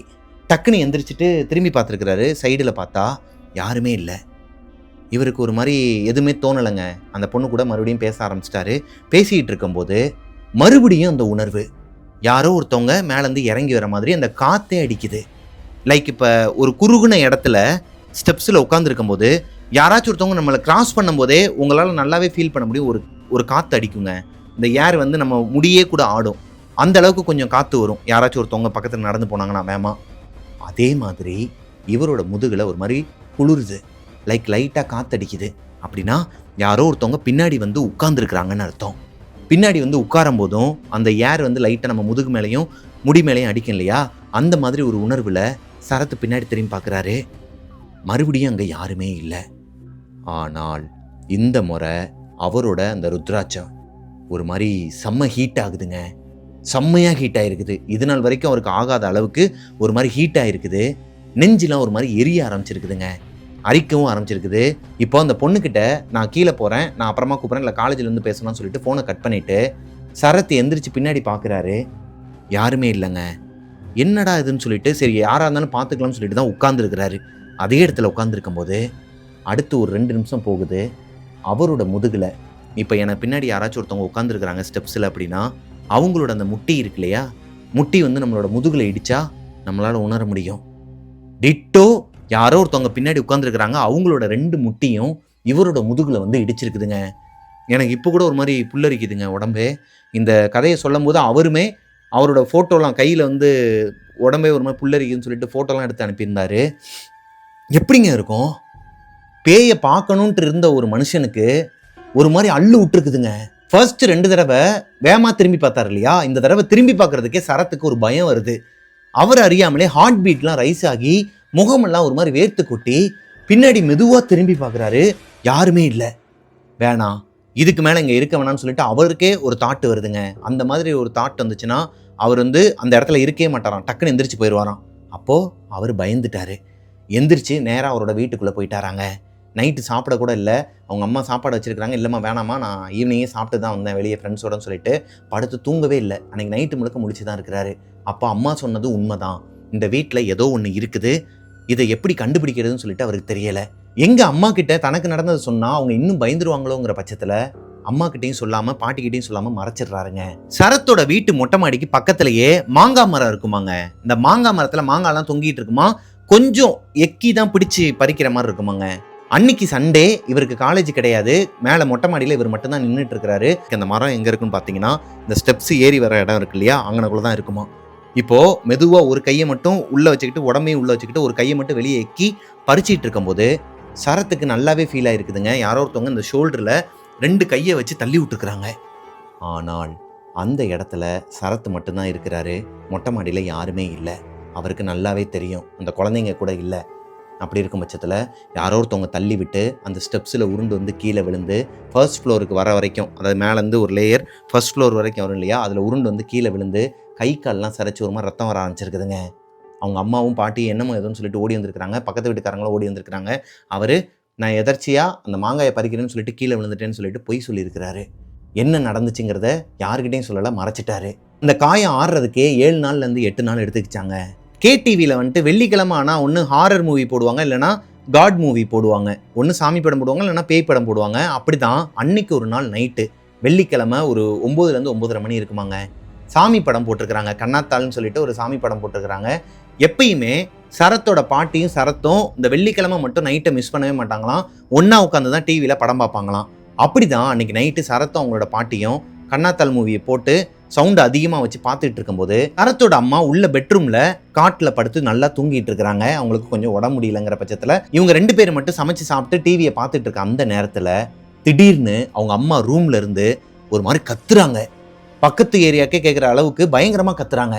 டிவி ஆஃப் பண்ணு, எதுக்கு அந்த படத்தை பார்த்துட்டு இருக்கிற, டிவி ஆஃப் பண்ணுன்னு சொல்லிட்டு பயங்கரமா கத்தி இருக்கிறாங்க. இப்போ சரத்தோட பாட்டி திட்டுறாங்க வெளியே இருந்தே, ஏய் உனக்கு என்ன, நாங்க படம் பார்த்தா சும்மா கசகசன்னு இருக்காத, அவனுக்கு என்ன நாளைக்கு காலேஜா, லீவு தானே, சாட்டர்டே சண்டே சரத்துக்கு காலேஜ் லீவு. அப்படி இருக்கும் பட்சத்தில் இன்னைக்கு நைட்டு வந்து மூவி பார்க்கறதுக்கு அவனை ஏன் வந்து நீ டிஸ்டர்ப் பண்றன்னு சொல்லிட்டு அவங்க பாட்டி திட்டும் போது அவங்க மறுபடியும் கத்திக்கிட்டே இருக்கிறாங்க. சரத்துக்கு இது பிடிக்காம, விடுபாட்டி என்னால் நீங்கள் 2 பேரும் ஏன் வந்து சண்டை போட்டுட்டு இருக்கீங்க, நான் அப்புறமா பார்த்துக்கிறேன்னு சொல்லிட்டு டிவி ஆஃப் பண்ணிடுறாருங்க. இப்போ அந்த பாட்டி எப்பயும் போல மாத்திரையெல்லாம் போட்டுட்டு இப்போ படுத்து தூங்குறாங்க. சரத்துக்கு தூக்கம் வராமல் ஃபோனை நோண்டிக்கிட்டு இருக்கிறாருங்க. ஃபோனில் ஃபேஸ்புக் பார்த்துட்டு இருக்கும்போது திடீர்னு அவங்க அம்மா எந்திரிச்சு வெளியே வராங்க. எங்கே இவர் ஃபோன் பார்த்துட்டு இருக்கிறத பார்த்துட்டு அவங்க திட்டிடுவாங்களோன்னு சொல்லிட்டு டக்குன்னு ஃபோன் ஆஃப் பண்ணி வச்சிடுறாரு. இப்போது அவங்க அம்மா வெளியே வந்து நின்னவங்க இவர் வந்து லைட்டாக கண்ணை ஓப்பன் பண்ணி பார்த்துட்டு இருக்கிறாரு அவங்க அம்மா என்ன பண்ணுறாங்கன்னு சொல்லிட்டு. அவங்க அம்மா மெதுவாக நடந்து போயிட்டு அவங்க அம்மாவை எழுப்புறாங்க, அதாவது பாட்டியை எழுப்புறாங்க.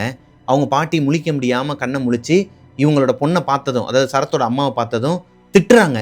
ஏய் நீ தான் டிவி பார்க்கணும்னு சொல்லிட்டல, அப்புறம் எதுக்கு வெளியே வந்த, நீ தூங்குறேன்னு சொல்லிட்டு தானே டிவி ஆஃப் பண்ண சொன்னேன், ஏன் வந்து அவனையும் என்னையும் நிம்மதியாக இருக்க மாட்டேன்னு சொல்லிட்டு திட்டும்போது அவங்க அம்மா அழுக ஆரம்பிக்கிறாங்க. இப்போ அவங்க பாட்டி டக்குன்னு எந்திரிச்சு உட்காந்தனையும் இவரும் எந்திரிக்கிறாரு. என்னாச்சுமான்னு சொல்லிட்டு கேட்கும்போது, இங்கே பாருங்கள், நீங்கள் 2 பேருமே வெளியே டிவி பார்த்துட்டு இருக்கிற வரைக்குமே, சமைச்சு சாப்பிட்டுட்டு டிவி பார்த்துட்டு இருக்கிறது எல்லாமே எனக்கு தெரியுது. நான் உள்ள தூங்கலை, நார்மலாக தான் படுத்து கிடந்தேன். ஒரு கட்டத்துக்கு மேலே தூக்கம் கண்ணை இழுக்கும்போது என் மேலே யாரோ ஒருத்தவங்க உட்காந்துருக்கிற மாதிரி எனக்கு ஃபீல் ஆச்சு. என்னன்னு சொல்லிட்டு லைட்டாக அங்கிட்டு திரும்பி படுக்கும்போது மேலே இருக்கிறவங்க, இப்போ நான் சைடாக அப்படி படுத்துருக்கிறேன்னா என் மேலே யாராச்சும் ஒருத்தவங்க இங்கே ஷோல்டரில் உட்காந்துருக்குறாங்கன்னா எனக்கு ஃபீல் ஆகும் இல்லையா, என்னால் இந்த பக்கம் திரும்ப முடியாது, லெஃப்ட் சைடில் திரும்பி படுக்க முடியாது. அப்படி தான் சரத்தோட அம்மா மேலே யாரோ ஒருத்தவங்க உட்காந்து இருந்துருக்குறாங்க. அவங்களால திரும்பி படுக்கவே முடியலையா. ஒரு கட்டத்துக்கு மேலே அந்த உருவமே உங்களை திருப்பி போட்டு கழுத்தை போட்டு நெரிச்சிருக்குதுங்க. அந்த படத்தை ஆஃப் பண்ண சொல்லு, டிவி ஆஃப் பண்ண சொல்லு, டிவி ஆஃப் பண்ண சொல்லு. இவங்களுக்கு ஒரு மாதிரி ஈரக்குலையும் நடுங்கி அதில் தான் டென்ஷன் ஆகி கத்திருக்கிறாங்க. ஆக்சுவலாக அவங்க அம்மா பயந்து போய் கத்திருக்கிறாங்க ரூம்ல இருந்து. சரத்தோ இல்லை அவங்களோட பாட்டியோ அப்போவே போயிட்டு ரூம்குள்ளே பார்த்துருந்தாங்கன்னா அவங்க அம்மா சொல்லியிருப்பாங்க. இவங்க டிவி ஆஃப் பண்ணதுக்கு அப்புறமாவும் அந்த உருவம் போகலையாங்க. ஒரு மாதிரி கருகருன்னு புகை மாதிரியான ஒரு உருவம், ஆம்பளையா பொம்பளையான்னு தெரியல, மேலே உட்காந்தே இருக்குதான். இவங்களுக்கு எனக்கு இப்பயும் ஒரு மாதிரி புல்லரிக்குதுங்க. மேலேயே உட்காந்துக்கிட்டு இறங்கவே இல்லையாங்க. இவங்க எவ்வளவோ கெஞ்சிருக்கிறாங்க, அழுதுருக்கிறாங்க, அது இறங்கவே இல்லை, மேலேயே உட்காந்து இருந்திருக்குது. ஒரு கட்டத்துக்கு மேலே அது மறைஞ்சதுக்கு அப்புறமா தான் அவங்க அம்மா வேமா வெளியே ஓடி வந்து இப்போ உட்காந்து அழுதுகிட்டே சொல்லிட்டு இருக்கிறாங்க. இப்போதான் சரத்துக்கும் ஒரு மாதிரி தூக்கி போடுதுங்க. அப்போது ஆரம்பத்துலேருந்து இப்போ வரைக்கும் பார்த்தா இதோட 4 இன்சிடென்ட் நடந்துருச்சு. இதுக்கு மேலே இந்த வீட்டில் கண்டினியூ பண்ணணுமா? ஆனால் வேறு வழி இல்லை. இந்த ஓனர் வந்து உடனே அட்வான்ஸை திருப்பி கொடுக்குறவரும் கிடையாது. அதே நேரத்தில் வெளியே இருந்து இவங்களால காசு புரட்டி வேறு ஒரு வீட்டுக்கும் போக முடியாது. கொஞ்சம் சூழ்நிலை சரியில்லாத காரணத்தினால இவங்க இந்த வீட்டிலேயே இருக்க வேண்டிய சூழ்நிலை வருதுங்க. இப்போ சரத்தோட பாட்டி அவங்களோட அம்மாவுக்கு விபூதியெல்லாம் பூசி விட்டுட்டு சாமியை கும்பிட்டுட்டு எல்லாருமே ஹாலில் தான் படுத்துருந்துருக்காங்க. அடுத்த நாள் காலையில் எந்திரிச்சதுமே அமாவாசையாங்க. அன்னைக்கு அமாவாசைங்கிற காரணத்தினால பிரத்யங்கரா தேவின்னு சொல்லிட்டு ஒரு கோவில் இருக்குதாங்க. அந்த கோவிலில் நெருப்புலாம் எரியுமா, அதாவது ஓமகுண்ட மாதிரி வளர்ப்பாங்களாம். அதில் இந்த பச்சை மிளகாயெல்லாம் எடுத்துகிட்டு போயிட்டு போடுவாங்களாம், தலையை சுற்றி போடுவாங்களாம். அந்த கழிப்பு கழிக்கிறது, அப்புறம் நம்மளை பிடிச்ச அந்த மாதிரியான நெகட்டிவ் எனர்ஜிலாம் போயிருமாங்க. அப்படி அவங்களோட வீட்டில் இருக்கிறவங்க எல்லாருமே சேர்ந்து பிரத்யங்கரா தேவி கோயிலுக்கு போயிட்டு எல்லாரோட தலையும் சுற்றி அங்கே மிளகாயெல்லாம் போட்டுட்டு வந்துடுறாங்க. ஒரு 2 நாள் போகுதுங்க. எந்த ஒரு அமானுஷ்யமும் அவங்களோட வீட்டில் அவங்க பார்க்கலன்னு வச்சுக்கோங்களேன். அதாவது நடக்கலைன்னு சொல்ல முடியாது, அவங்க பார்க்கல. அப்படி இருக்கும் பட்சத்தில் ஒரு நாள் நைட்டு ஒரு 8-8:30 மணி இருக்குமாங்க. அன்னைக்குன்னு பார்த்து சும்மாவும் 8:30 மணிக்கு மேலே தான் வீட்டுக்கு வராங்க. அவங்களுக்கு அந்த வேலையில் கொஞ்சம் டைம் இழுத்துருச்சுங்கிற காரணத்தினால இவர் திருத்தங்கல் நாடார் காலேஜ்னு சொல்லிட்டு ஒரு காலேஜில் தான் படிச்சுட்டு இருக்கிறாரு, வியாசர்பாடிக்கு பக்கத்தில். இப்போ அங்கேருந்து இவங்களோட வீட்டுக்கு வரணும் அப்படின்னா, சரத் வந்து வீட்டுக்கு வரணும்னா 1/4 மணி நேரத்துலேருந்து 20 நிமிஷத்துக்குள்ளே ஆகுமாங்க. இப்போது வீட்டுக்கு வந்து பார்க்கும்போது அவங்க பாட்டி ஒரு மாதிரி குளிர் ஜூரத்தில் இருந்திருக்கிறாங்க. அது போக அவங்க அம்மாவும் ஒரு மாதிரி பயந்து போய் அவங்களுக்கு ஆறுதல் சொல்லிக்கிட்டு கொஞ்சம் அந்த சுடுதண்ணிலாம் எடுத்து வச்சு அவங்களுக்கு ஆவி பிடிக்கிறதுக்கு, அதாவது அவங்களால குனிஞ்சு பிடிக்க முடியாங்கிற காரணத்தினால அந்த ஆவியை வந்து லைட்டாக அவங்க மேலே அப்படியே படுற மாதிரி பண்ணிகிட்டு இருந்திருக்கிறாங்க. என்னாச்சுன்னு சொல்லிட்டு சரத் கேட்டால் அவங்க பாட்டி மட்டும் ஒரு 7லேருந்து 7:30 மணிக்கு வெளியே உட்காந்துருந்துருக்குறாங்க. காரிடாரில் சேர் போட்டு உட்காந்துருந்துருக்குறாங்க, காத்தோட்டமாக உட்காரலாம்னு சொல்லிட்டு. அப்போது பக்கத்து வீடு லாக்கில் தான் இருக்குது, அங்கே யாருமே இல்லை, குழந்தைங்களும் இல்லை, அவங்களும் இல்லை, எங்கேயோ வெளியே போயிட்டாங்க போல். இப்போது கீழேருந்து யாரோ ஒருத்தவங்க நடந்து வர மாதிரி ஒரு சவுண்டு கேட்குதுங்க. செருப்பு போட்டு நடந்துருந்தாங்கன்னா ஒரு சத்தம் கேட்கும் இல்லையா ஸ்டெப்ஸில். அங்கே யாருமே இல்லாத பட்சத்தில், இடமே அமைதியாக இருக்கும் பட்சத்தில் அந்த பாட்டிக்கு நல்லாவே சத்தம் கேட்டிருக்குது. யாராக இருக்குன்னு சொல்லிட்டு இப்படியே பார்த்துக்கிட்டே இருந்திருக்கிறாங்க. காரிடார்லேருந்து எந்திரிச்சு கீழே பார்த்துருக்குறாங்க. யாருமே பைக்லேயும் வரல, யாருமே கேட்டையும் திறக்கலை. கீழ் வீட்லேயும் ஆள் இருக்கிறாங்க. அவங்க ஒருவேளை மேபி மேலே வரலாம் போல இருக்குது. வந்ததுலேருந்து இன்னும் நம்ம சரியாக பேசலை, பார்க்கல. வந்தால் பேசலாம்னு சொல்லிட்டு காரிடாரில் உட்காந்துக்கிட்டு நேராக அந்த இடத்த பார்த்துக்கிட்டே இருக்கிறாங்க. யாராச்சும் வராங்களான்னு சொல்லிட்டு பார்த்துக்கிட்டே இருக்கும்போது டிரான்ஸ்பரன்சியாக தண்ணி மாதிரியான ஒரு உருவங்க. நம்ம இந்த படங்கள் எல்லாம் பார்ப்போம் இல்லையா, டிரான்ஸ்பரன்சியாக இருந்தால் ஒரு தண்ணி மாதிரியான உருவம், ஒரு பாட்டி மாதிரியான ஒரு உருவம் தானாங்க. மேலே மெதுவாக நடந்து வந்தது மட்டும் இல்லாமல் இவங்களோட பக்கத்து வீடு இருக்கு இல்லையா, அந்த குழந்தைங்க இருக்கிற வீடு, அந்த வீடு வெளியே பூட்டு போட்டு தொங்கிட்டு இருக்குது. வீட்லேயும் ஆள் இல்லை.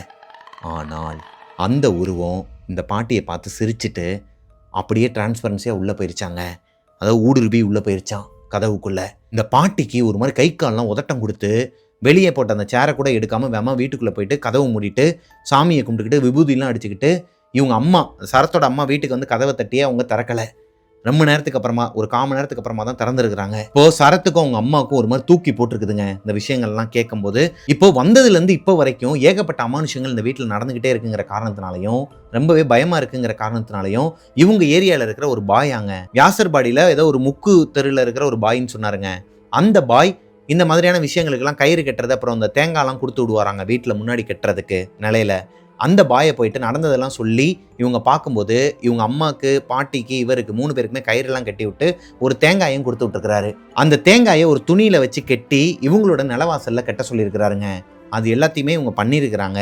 தர்காவுக்கு போயிட்டு வந்து அந்த பாய் கொடுத்த அந்த விஷயங்கள்லாம் வீட்டில் பண்ணதுக்கப்புறமா அடுத்து ஒரு வாரத்துக்கு இவங்களுக்கு எந்த ஒரு நெகட்டிவ் எனர்ஜியும் இல்லை. இவங்க வீட்டுக்குள்ளே எந்த ஒரு உருவத்தையும் இவங்க பார்க்கலன்னு வச்சுக்கோங்களேன். ஒரு வாரத்துக்கு அப்புறமா சரத்தோட பாட்டி அவங்களோட மாமா வீட்டுக்கு, அதாவது சரத்தோட மாமா வீட்டுக்கு ஒரு ஃபங்க்ஷன் விஷயமா கிளம்பி போயிடுறாங்க. அப்படி இருக்கும் பட்சத்தில் சரத்தும் அவங்களோட அம்மாவும் மட்டும்தான் அவங்களோட பெட்ரூமில் படுத்து தூங்கிட்டு இருப்பாங்களாம் கட்டிலில். இப்போ இவங்களோட காட்டுக்கு பக்கத்தில், அதாவது இவங்களோட பெட்ரூமில் ஒரு விண்டோ இருக்குங்க. அதை நான் ஸ்டார்டிங்லேயே சொல்ல மறந்துட்டேன். இவங்களோட பெட்ரூமில் ஒரு விண்டோ இருக்குமா. அந்த விண்டோவை எப்பயுமே நைட் நேரம் ஓப்பன் பண்ணிட்டு தான் படுத்து தூங்குவாங்களாம், காத்தோட்டமாக இருக்கட்டும்னு சொல்லிட்டு. இவங்க வீட்டில் ஏசியும் கிடையாதுங்கிற பட்சத்தில் அன்னைக்கும் அதே மாதிரி தான் அந்த ஜன்னலை ஓப்பன் பண்ணிட்டு படுத்து தூங்கிட்டு இருந்திருக்கிறாங்க. மிட் நைட்டு ஒரு 1 மணிலேருந்து 1:30 மணி இருக்குமாங்க. திடீர்னு யாரோ ஒருத்தவங்க இவங்களை கவனிச்சிட்டு இருக்கிற மாதிரியான ஒரு உணர்வு சரத்துக்கு வருது. அது போக அவரோட கழுத்தில் இருக்கிற அந்த ருத்ராட்சமும் ஹீட் ஆகுது. தூக்கத்திலே அவரால் நல்லாவே உணர முடியுது. அதில் அடித்து எந்திரிக்கிறாரு. என்ன போதுன்னு சொல்லிட்டு எந்திரிச்சு பார்த்தா ஒரு மாதிரி இடமே அமைதியாக இருக்குது. எல்லாமே ஓகே தான். அவங்க அம்மா நல்லா படுத்து தூங்கிட்டு இருக்கிறாங்க. விடிபல்ப் எரிஞ்சிட்டு இருக்குது, அதாவது நைட் லேம்ப் எரிஞ்சிட்டு இருக்குது. வெளியே ஹால்லையும் நைட் லேம்ப் எரிஞ்சிட்டு இருக்குது. பக்கத்தில் வாட்டர் கேன் வச்சுருப்பாராம் அவர் தலைக்கு கீழேயே. ஆக்சுவலாக அப்படி தலைக்கு பக்கத்தில் வாட்டர் கேன் வைக்கக்கூடாது, சொம்புலையும் தண்ணி வைக்கக்கூடாது. தெரியாதவங்க தெரிஞ்சுக்கோங்க. அது ஏங்கிறத நான் கடைசியாக சொல்கிறேன். இப்போது அவரோட தலைமாட்டிலேயே ஒரு வாட்டர் கேன் வச்சுருக்கிறாருங்க. அதை எடுத்து தண்ணி குடிச்சிக்கிட்டு இருக்கும்போது ஜன்னலில் யாரோ ஒருத்தவங்க நின்று வேடிக்கை பார்த்துட்ருக்குறாங்க. அதை உள்ளே எட்டி பார்த்துட்ருக்குறாங்க. அதை பார்த்துடுறாரு சரத். ஆனால் அந்த உருவம் ஒரு மனுஷனோட உருவம் கிடையாது.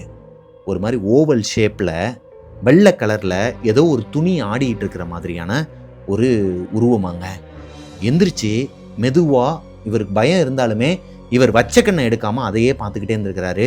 அந்த உருவமும் அங்கேயே இருந்துகிட்ருக்குதுங்க. எனக்கு ஒரு மாதிரி இப்போயே ஒரு மாதிரி கூஸ் பம்ப்ஸ் ஆகுதுங்க அதை சொல்லும்போது. ஏன்னா இந்த மாதிரி நானும் ஒரு விஷயத்தை கேள்விப்பட்டிருக்கிறேன். எங்களோட ஊரில் நடந்த ஒரு சம்பவத்தை டிட்டோ இதே மாதிரி தான். அதுவும் ஒரு வயக்காட்டில் வேலை பார்க்குற என்னோடய ஃப்ரெண்டோட அப்பாவுக்கு நடந்தது. அதை நான் சொல்கிறேன். இப்போது சரத்தை அறியாமலே அந்த உருவத்தை பார்த்துக்கிட்டு நின்றுக்கிட்டே இருந்திருக்கிறாரு. ஒரு கட்டத்துக்கு மேலே அந்த உருவம் மெதுவாக இறங்குது.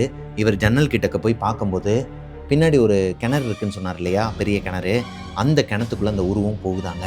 அந்த உருவம் அந்த இடத்த விட்டு போனதுக்கு அப்புறமாவும் ஒரு மாதிரி உடம்பெல்லாம் புல்லரிச்சு போய் செய்கிறது அறியாமல் நிற்கிறதுன்னு சொல்லுவாங்க இல்லையா, அந்த மாதிரி அந்த கிணத்தையே பார்த்துக்கிட்டு சரத் நின்றுட்டு இருக்கும்போது பின்னாடி இருந்து ஒரு கை வந்து அவரை தொட்டிருக்குதுங்க. பயந்து போய் பதட்டத்தில் திரும்பி பார்த்தா சரத்தோட அம்மா. என்னாச்சுடா சரத்து, ஏன் இங்கே நின்றுட்டு இருக்கிற, நைட் நேரத்தில் இங்கெல்லாம் நிற்கக்கூடாது, எதுக்கு பின்னாடி பார்த்துட்டு இருக்குன்னு சொல்லும்போது அவர் மறைச்சிடுறாருங்க. இப்படி ஒரு உருவத்தை பார்த்ததையோ இல்லை அது கிணத்துக்குள்ளே போனதையோ அவங்க அம்மா கிட்ட சொல்லாமல் மறைச்சிடுறாரு. அடுத்து கொஞ்சம் வருஷம் போகுது. சரத் படிப்பை முடிச்சுட்டு ஒரு கம்பெனியில் வேலைக்கு ஜாயின் பண்ணுறாரு. இந்த கம்பெனியுமே அவங்களோட வீட்டிலேருந்து ஒரு 1/2 மணி நேரத்துலேருந்து 3/4 மணி நேரத்துக்குள்ளே ரீச் ஆகிற மாதிரியான ஒரு டெஸ்டினேஷனில் தான் இருக்குதாங்க. அப்படி இருக்கும் பட்சத்தில் நைட்டு 11 மணிக்குள்ளே வீட்டுக்கு வந்துருவாராம். 10லேருந்து 11 மணிக்குள்ளே வீட்டுக்கு சரத் எப்பயுமே வந்துருவாராம். அன்னைக்கு ஒரு நாள் நைட்டு அப்படி தான் அவங்களோட வீட்டுக்கு வரும்போது வெளியவே பைக்கை நிப்பாட்டிட்டு அந்த கேட்டை ஓப்பன் பண்ணி தான் பைக்கை உள்ளே ஏற்றணும் இல்லையா, கரெக்டாக ஒரு 10:30லேருந்து 10:45 இருக்குமாங்க.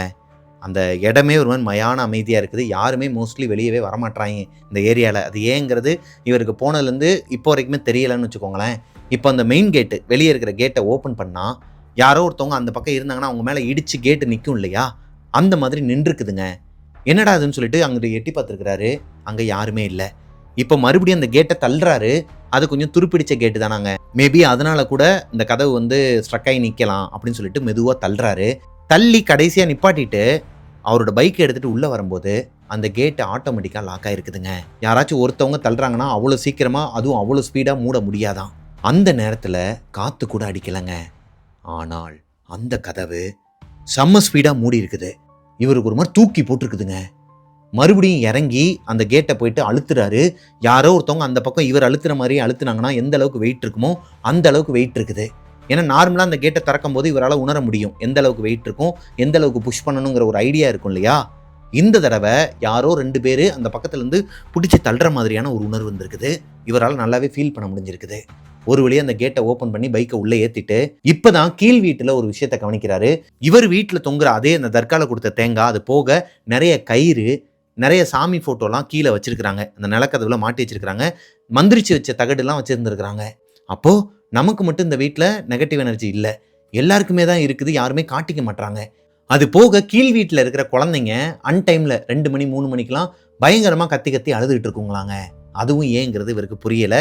டைரெக்டாக போய் கேட்கவும் முடியாது. கேட்டு பதில் சொன்னாங்கன்னா ஓகே, நார்மலாக பேசாமல் ஒரு மாதிரி பேசி விட்டாங்கன்னா சண்டை வந்துடும். எதுக்கு தேவையில்லாமல் இருக்கிற இடத்துல பிரச்சனைன்னு சொல்லிட்டு கேட்காமே இருந்திருக்கிறாரு சரத். இதே மாதிரி டெய்லி நைட்டு சரத் வந்து அவரோட வேலையை முடிச்சுட்டு வீட்டுக்கு வரும்போது நிறைய அமானுஷங்கள்லாம் நடந்திருக்குதுங்க. லைக் இந்த கேட்டுக்கிட்ட யாரோ ஒருத்தவங்க நின்று அவரை வெல்கம் பண்ணுற மாதிரியான ஒரு உணர்வு இருந்திருக்குது.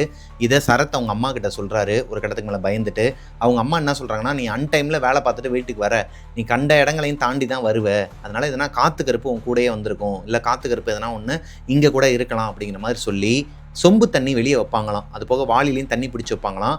அந்த தண்ணியை அவரோட தலையில் தெளிச்சுட்டு வெளியவே காலை கழுவிட்டு தான் வீட்டுக்குள்ளேயே வர சொல்லுவாங்க. ஐ மீன் அந்த கேட்டுக்குள்ளேயே வர சொல்லுவாங்களாம். அப்படி இவர் பண்ண ஆரம்பிச்சதுக்கு அப்புறமா அந்த அமானுஷம் இல்லையான்னு கேட்டிங்கன்னா இருக்கு. ஆனால் ரொம்ப அதோட தாக்கம் இல்லை அப்படிங்கிற மாதிரி சொல்லியிருந்தாருங்க. பொதுவாகவே சரத்தை பொறுத்த வரைக்கும் அவரோட வேலைக்கு போகணும்னா ஒரு மாதிரி ரொம்ப சோம்பேறித்தனப்படுறது. லைக் எதனா ஒரு டூருக்கு போகணுன்னா ஆளுக்கு முதல்ல எந்திரிச்சு உட்காந்துருவாராம். இல்லை எங்கேயாச்சும் ஃப்ரெண்ட்ஸோட ஊர் சுற்ற போகணுன்னா ஆளுக்கு முதல்ல எந்திரிச்சு நைட்டே அலாரம்லாம் வச்சுட்டு தூக்கமே வராதாங்க. அந்த கோமாளி படத்தில் வர ஜெயம் ரவி மாதிரி அவருக்கு தூக்கமே வராதான். எப்போ போகலாம்னு சொல்லிட்டு இருப்பாராம். அதுவே அவரோட வேலைக்கு போகணுங்கிற பட்சத்தில் ஒரு மாதிரி ரொம்ப ரொம்ப சங்கடப்பட்டு எந்திரிச்சு அவர் ஒரு ஆள் பாத்ரூமில் தள்ளி அவர் குளிச்சுட்டு வெளியே வரதுக்கே அவ்வளோ நேரம் எடுத்துப்பாராம். லேட்டாக தான் போவாராங்க. அப்படி இருக்கும்போது அன்னைக்கு நைட்டு ஒரு 9-9:30 இருக்குமாங்க. நைட் ஷிஃப்ட்டுக்கு அவர் போகணும். இப்போ அவங்களோட அம்மாவே திட்டுறாங்க, ஏன்டா இவ்வளோ லேட்டாக கிளம்புறேன்னு சொல்லிட்டு திட்டிகிட்டு இருக்கும்போது ஒரு வழியாக அவர் கிளம்பி கீழே வந்து பைக் எடுத்துகிட்டு இருக்கிறாருங்க. அவர் வச்சிருக்கிற பைக்கோட நேம் வந்து பேஷன் ப்ரோவாங்க. அந்த பைக்கை அவர் ஸ்டார்ட் பண்ணி மெதுவாக வெளியே எடுத்துகிட்டு இருக்கும்போது, அந்த கேட்டெல்லாம் ஓப்பன் பண்ணி மெதுவாக வெளியே எடுத்துகிட்டு இருக்கும்போது யாரோ 3 பேர் பின்னாடி இருந்து தள்ளினாங்கன்னா எப்படி இருக்குமோ அந்த மாதிரி இவர் லைட்டாக ரைஸ் பண்ணியிருக்கிறாரு. ஆனால் பின்னாடி இருந்து ஒரு 3 பேர் தள்ளின மாதிரி அந்த கேட்லேருந்து வெளியே பயங்கர ஸ்பீடில் வந்திருக்கிறாரு. வந்தது மட்டும் இல்லாமல் அந்த நேரம் பார்த்து ஒரு ஆட்டோ வேற வந்திருக்குது. கிராஸ் அடிச்சு அந்த ஆட்டோவில் வந்தவர் திட்டுறாரு வேற அசிங்கமா. இப்போ இதை சரத்தோட அம்மா மேலே இருந்து கவனிச்சுக்கிட்டு தான் இருக்கிறாங்க. அவங்களுக்கு தெரியலை தன்னோட பையன்தான், அதாவது சரத்து தான் ரைஸ் பண்ணி வெளியே வந்துட்டாங்க அப்படிங்கிற மாதிரி நினச்சிட்டு திட்டுறாங்க. அவங்களும் எதுக்கிட்ட இவ்வளோ ஸ்பீடாக போகிற, அதுக்கு தான் முன்னாடியே கிளம்பணுங்கிறது ஆஃபீஸ்க்கு, தேவையில்லாமல் இந்த மாதிரிலாம் பண்ணிகிட்டு இருக்காது, ரோட்லேயும் இப்படி தான் போவியா, பார்த்து சூதானமாக போ அப்படிங்கிற மாதிரி சொல்லி அனுப்பியிருக்கிறாங்க. சரத்தும் எதுவுமே சொல்லலையாங்க அவங்க அம்மா கிட்ட. ஆனால் சரத்துக்கு நல்லாவே தெரியும் பின்னாடி இருந்து யாரோ ஒரு 2-3 பேர் அந்த பைக்கை தள்ளி விட்டுருக்குறாங்க. அப்படியே நேராக கிளம்பி அவரோட ஆஃபீஸ்க்கு போயிடுறாருங்க. ஆஃபீஸ்க்கு போனதுக்கப்புறமா அவரோட மைண்டு ஃபுல்லாகவே இங்கே தான் இருக்குது. என்ன தான் பிரச்சனை, இங்கே என்ன நடந்துச்சு, ஆல்ரெடி இந்த வீட்டில் எதனா ஒரு அமானுஷம் இருக்குதா, அப்படி இல்லாத பட்சத்தில் வேறு எதுனா இந்த ஏரியாவில் இருக்குதா, என்ன நடக்குதுன்னே தெரியாமல் ஒரு மாதிரி கன்ஃபியூஷன் ஸ்டேஜில் இருந்திருக்கிறாரு. அவரோட ஃப்ரெண்டை எப்பயுமே ரிட்டன் வரும்போது சூளைமேட்டில் விட்டுட்டு வருவாங்க. விட்டுட்டு பேசின் பிரிட்ஜுன்னு சொல்லிட்டு ஒரு ஏரியா இருக்குதா, அந்த ஏரியாவில் ஒரு பாலம் வருமா. இந்த பாலத்தில் ஏறுறதுக்கு முன்னாடி கொஞ்சம் இருட்டான பகுதியாக தான் இருக்குமாங்க. அந்த பகுதியில் அவர் வந்துட்டு இருக்கும்போது, அதாவது அவர் ஃப்ரெண்டை விட்டுட்டு இவர் மட்டும் வந்துட்டு இருக்கும்போது, இவர் யுவன் சங்கர் ராஜா சாங்ஸ் வந்து ஹெட்செட்டில் போட்டு கேட்டுக்கிட்டே தான் வருவாராம். கேட்டுக்கிட்டே வரும்போது இவரோட பைக்கில் பின்னாடி யாரோ ஒருத்தவங்க எகிரி உட்கார்ந்தாங்கன்னா நம்மளால் நல்லாவே உணர முடியும். பைக்கும் லைட்டாக ஜர்க்கு கொடுத்துருக்குதுங்க. இவர் டக்குன்னு பாட்டை நிப்பாட்டிட்டு பின்னாடி திரும்பி பார்த்துருக்கிறாரு. பைக்கை நிப்பாட்டிட்டு பின்னாடி யாருமே இல்லை. ரோடே ஒரு மாதிரி மயான அமைதியாக இருக்குது. அந்த நேரத்தில் யாருமே அங்கே இல்லை. இப்போது சரத்தால் நல்லாவே உணர முடியுது, பைக்கில் யாரோ ஒருத்தவங்க பின்னாடி உட்காந்துருக்குறாங்க. இந்த இடத்துல போதுமான அளவுக்கு லைட்டு வெளிச்சமும் இல்லை, ஆட்கள் நடமாட்டமும் இல்லைங்கிற பட்சத்தில் வண்டியை வேகமாக எடுத்துருக்கிறாருங்க. இப்போ அவர் வண்டியை ஸ்டார்ட் பண்ணும் போதுமே அவருக்கு நல்லாவே ஃபீல் ஆகிருக்குது, பின்னாடி யாரோ ஒருத்தவங்க உட்காந்துருக்குறாங்க. முடிஞ்ச அளவுக்கு வேகமாக மேலே போயிடுறாரு. அந்த பிரிட்ஜு ஏறி இறங்கணுமே லைட்டாக இருக்குமாங்க, ஃபுல்லாகவே கோயில்களும் நிறையா இருக்குமா. அந்த இடத்துல நிப்பாட்டி இறங்குறாரு. பின்னாடி பார்க்குறாரு, யாருமே இல்லை. இப்போ மறுபடியும் அந்த வண்டியில் ஏறி உட்கார்றாரு. அந்த உணர்வு இல்லையாங்க. அதாவது பின்னாடி யாரோ ஒருத்தவங்க உட்கார்ந்த மாதிரி ஒரு உணர்வு இருந்துச்சு இல்லையா, வெயிட்டு, அந்த மாதிரியான ஒரு உணர்வு இல்லை. அப்போ பின்னாடி யாரோ ஒருத்தவங்க ஏறி இருக்கிறாங்க, இறங்கி இருக்கிறாங்கிறது அவருக்கே நல்லாவே தெரிஞ்சிருக்குதுங்க. இப்போ வீட்டுக்கு வந்ததுக்கப்புறமா வழக்கம் போல் தண்ணி எடுத்து தலையில் தெளிச்சுக்கிட்டு வண்டியை கீழே விட்டுட்டு அவங்க அம்மா கிட்ட போயிட்டு நடந்ததை சொல்கிறாரு. மா, இந்த மாதிரி ஒன்று நடந்துச்சுமா, அந்த பேசின் பிரிட்ஜு கிட்ட வரும்போது யாரோ ஒருத்தவங்க பின்னாடி உட்கார்ந்தாங்கம்மா, என்னால் உணர முடிஞ்சிச்சுமான்னு சொல்லும்போது, பா அது ஒன்றும் இல்லைப்பா, எதனா காற்று கருப்பு தான் அடிச்சிருக்கோம், அந்த ஏரியாவில் எதனா ஒன்று அலைஞ்சிட்டு இருந்திருக்கும், உன் மேலே ஏறி இருக்கும், நீ எதனா நான்வெஜ் சாப்பிட்டியான்னு சொல்லி கேட்கும்போது, ஆமாம்மா ஃப்ரெண்டை போய் விட்டுட்டு அந்த ஏரியாவில் நான்வெஜ்லாம் அந்த ஸ்ட்ரீட் ஃபுட்லாம் சாப்பிட்டுட்டு வந்தேன், அதனால தான்ப்பா அந்த மாதிரி பண்ணியிருக்குது, அது ஒன்றும் பிரச்சனை இல்லைப்பான்னு சொல்லிட்டு மஞ்சள் தண்ணியெலாம் எடுத்து அவங்க தலையில் தெளிச்சு விட்டுட்டு, சரத்துக்கு ஒரு மாதிரி மனசு உறுத்தலாகவே இருக்குதுங்க. இந்த வீட்டை எப்படியாவது காலி பண்ணிடணும், அதுக்கு முன்னாடி இந்த வீட்டில் என்ன அமானுஷம் இருக்குது, பக்கத்து வீட்டில் வந்து அந்த குழந்தைங்க இருக்கிறாங்க இல்லையா, 2 குழந்தைங்க, அவங்க கொஞ்சம் வளர்ந்துட்டாங்க. ஒரு பையன் வந்து 8th ஸ்டாண்டர்ட் படிக்கிறான், அவனோட தங்கச்சி வந்து 6th ஸ்டாண்டர்ட் படிக்கிறாங்க. இங்கே கிட்டத்தட்ட ரொம்ப வருஷமாகவே அவங்க இருக்கிறாங்கன்னு வச்சுக்கோங்களேன். அவங்களோட அப்பா அம்மாவும் இங்கே தான் இறந்துருக்கிறாங்கிறதும் இவர் தெரிஞ்சுக்கிறாரு. அப்போது அவங்களோட ஆத்மா தான் இங்கே இருக்குதோங்கிற ஒரு டவுட்டில் அந்த பையன்கிட்ட கேட்குறாருங்க ஒரு நாள் மொட்டை மாடியில் வச்சு. இப்போ தான் அந்த பையன் ஒரு விஷயத்த சொல்கிறான். என்னன்னா, அந்த பையனோட அப்பா, அம்மா, பாட்டி 3 பேர் இந்த வீட்டில் இருந்திருக்கிறாங்க. வரிசையாக ஒவ்வொருத்தராக இறந்துருக்கிறாங்க. அப்பா ஏதோ பண கஷ்டம் காரணமாக அந்த கிணத்துக்குள்ளே குதிச்சு இறந்துருக்கிறாரு. அம்மா ஹார்ட் அட்டாக்ல இறந்துருக்கிறாங்க. அவங்களோட பாட்டி சம்மந்தமே இல்லாமல், அவங்களுக்கு எந்த ஒரு பண கஷ்டமும் மன கஷ்டமும் எதுவுமே கிடையாது. ஆனால் அவங்க விஷ மருந்தை குடிச்சு சூசைட் பண்ணி இறந்துருக்கிறாங்க அந்த வீட்டில்.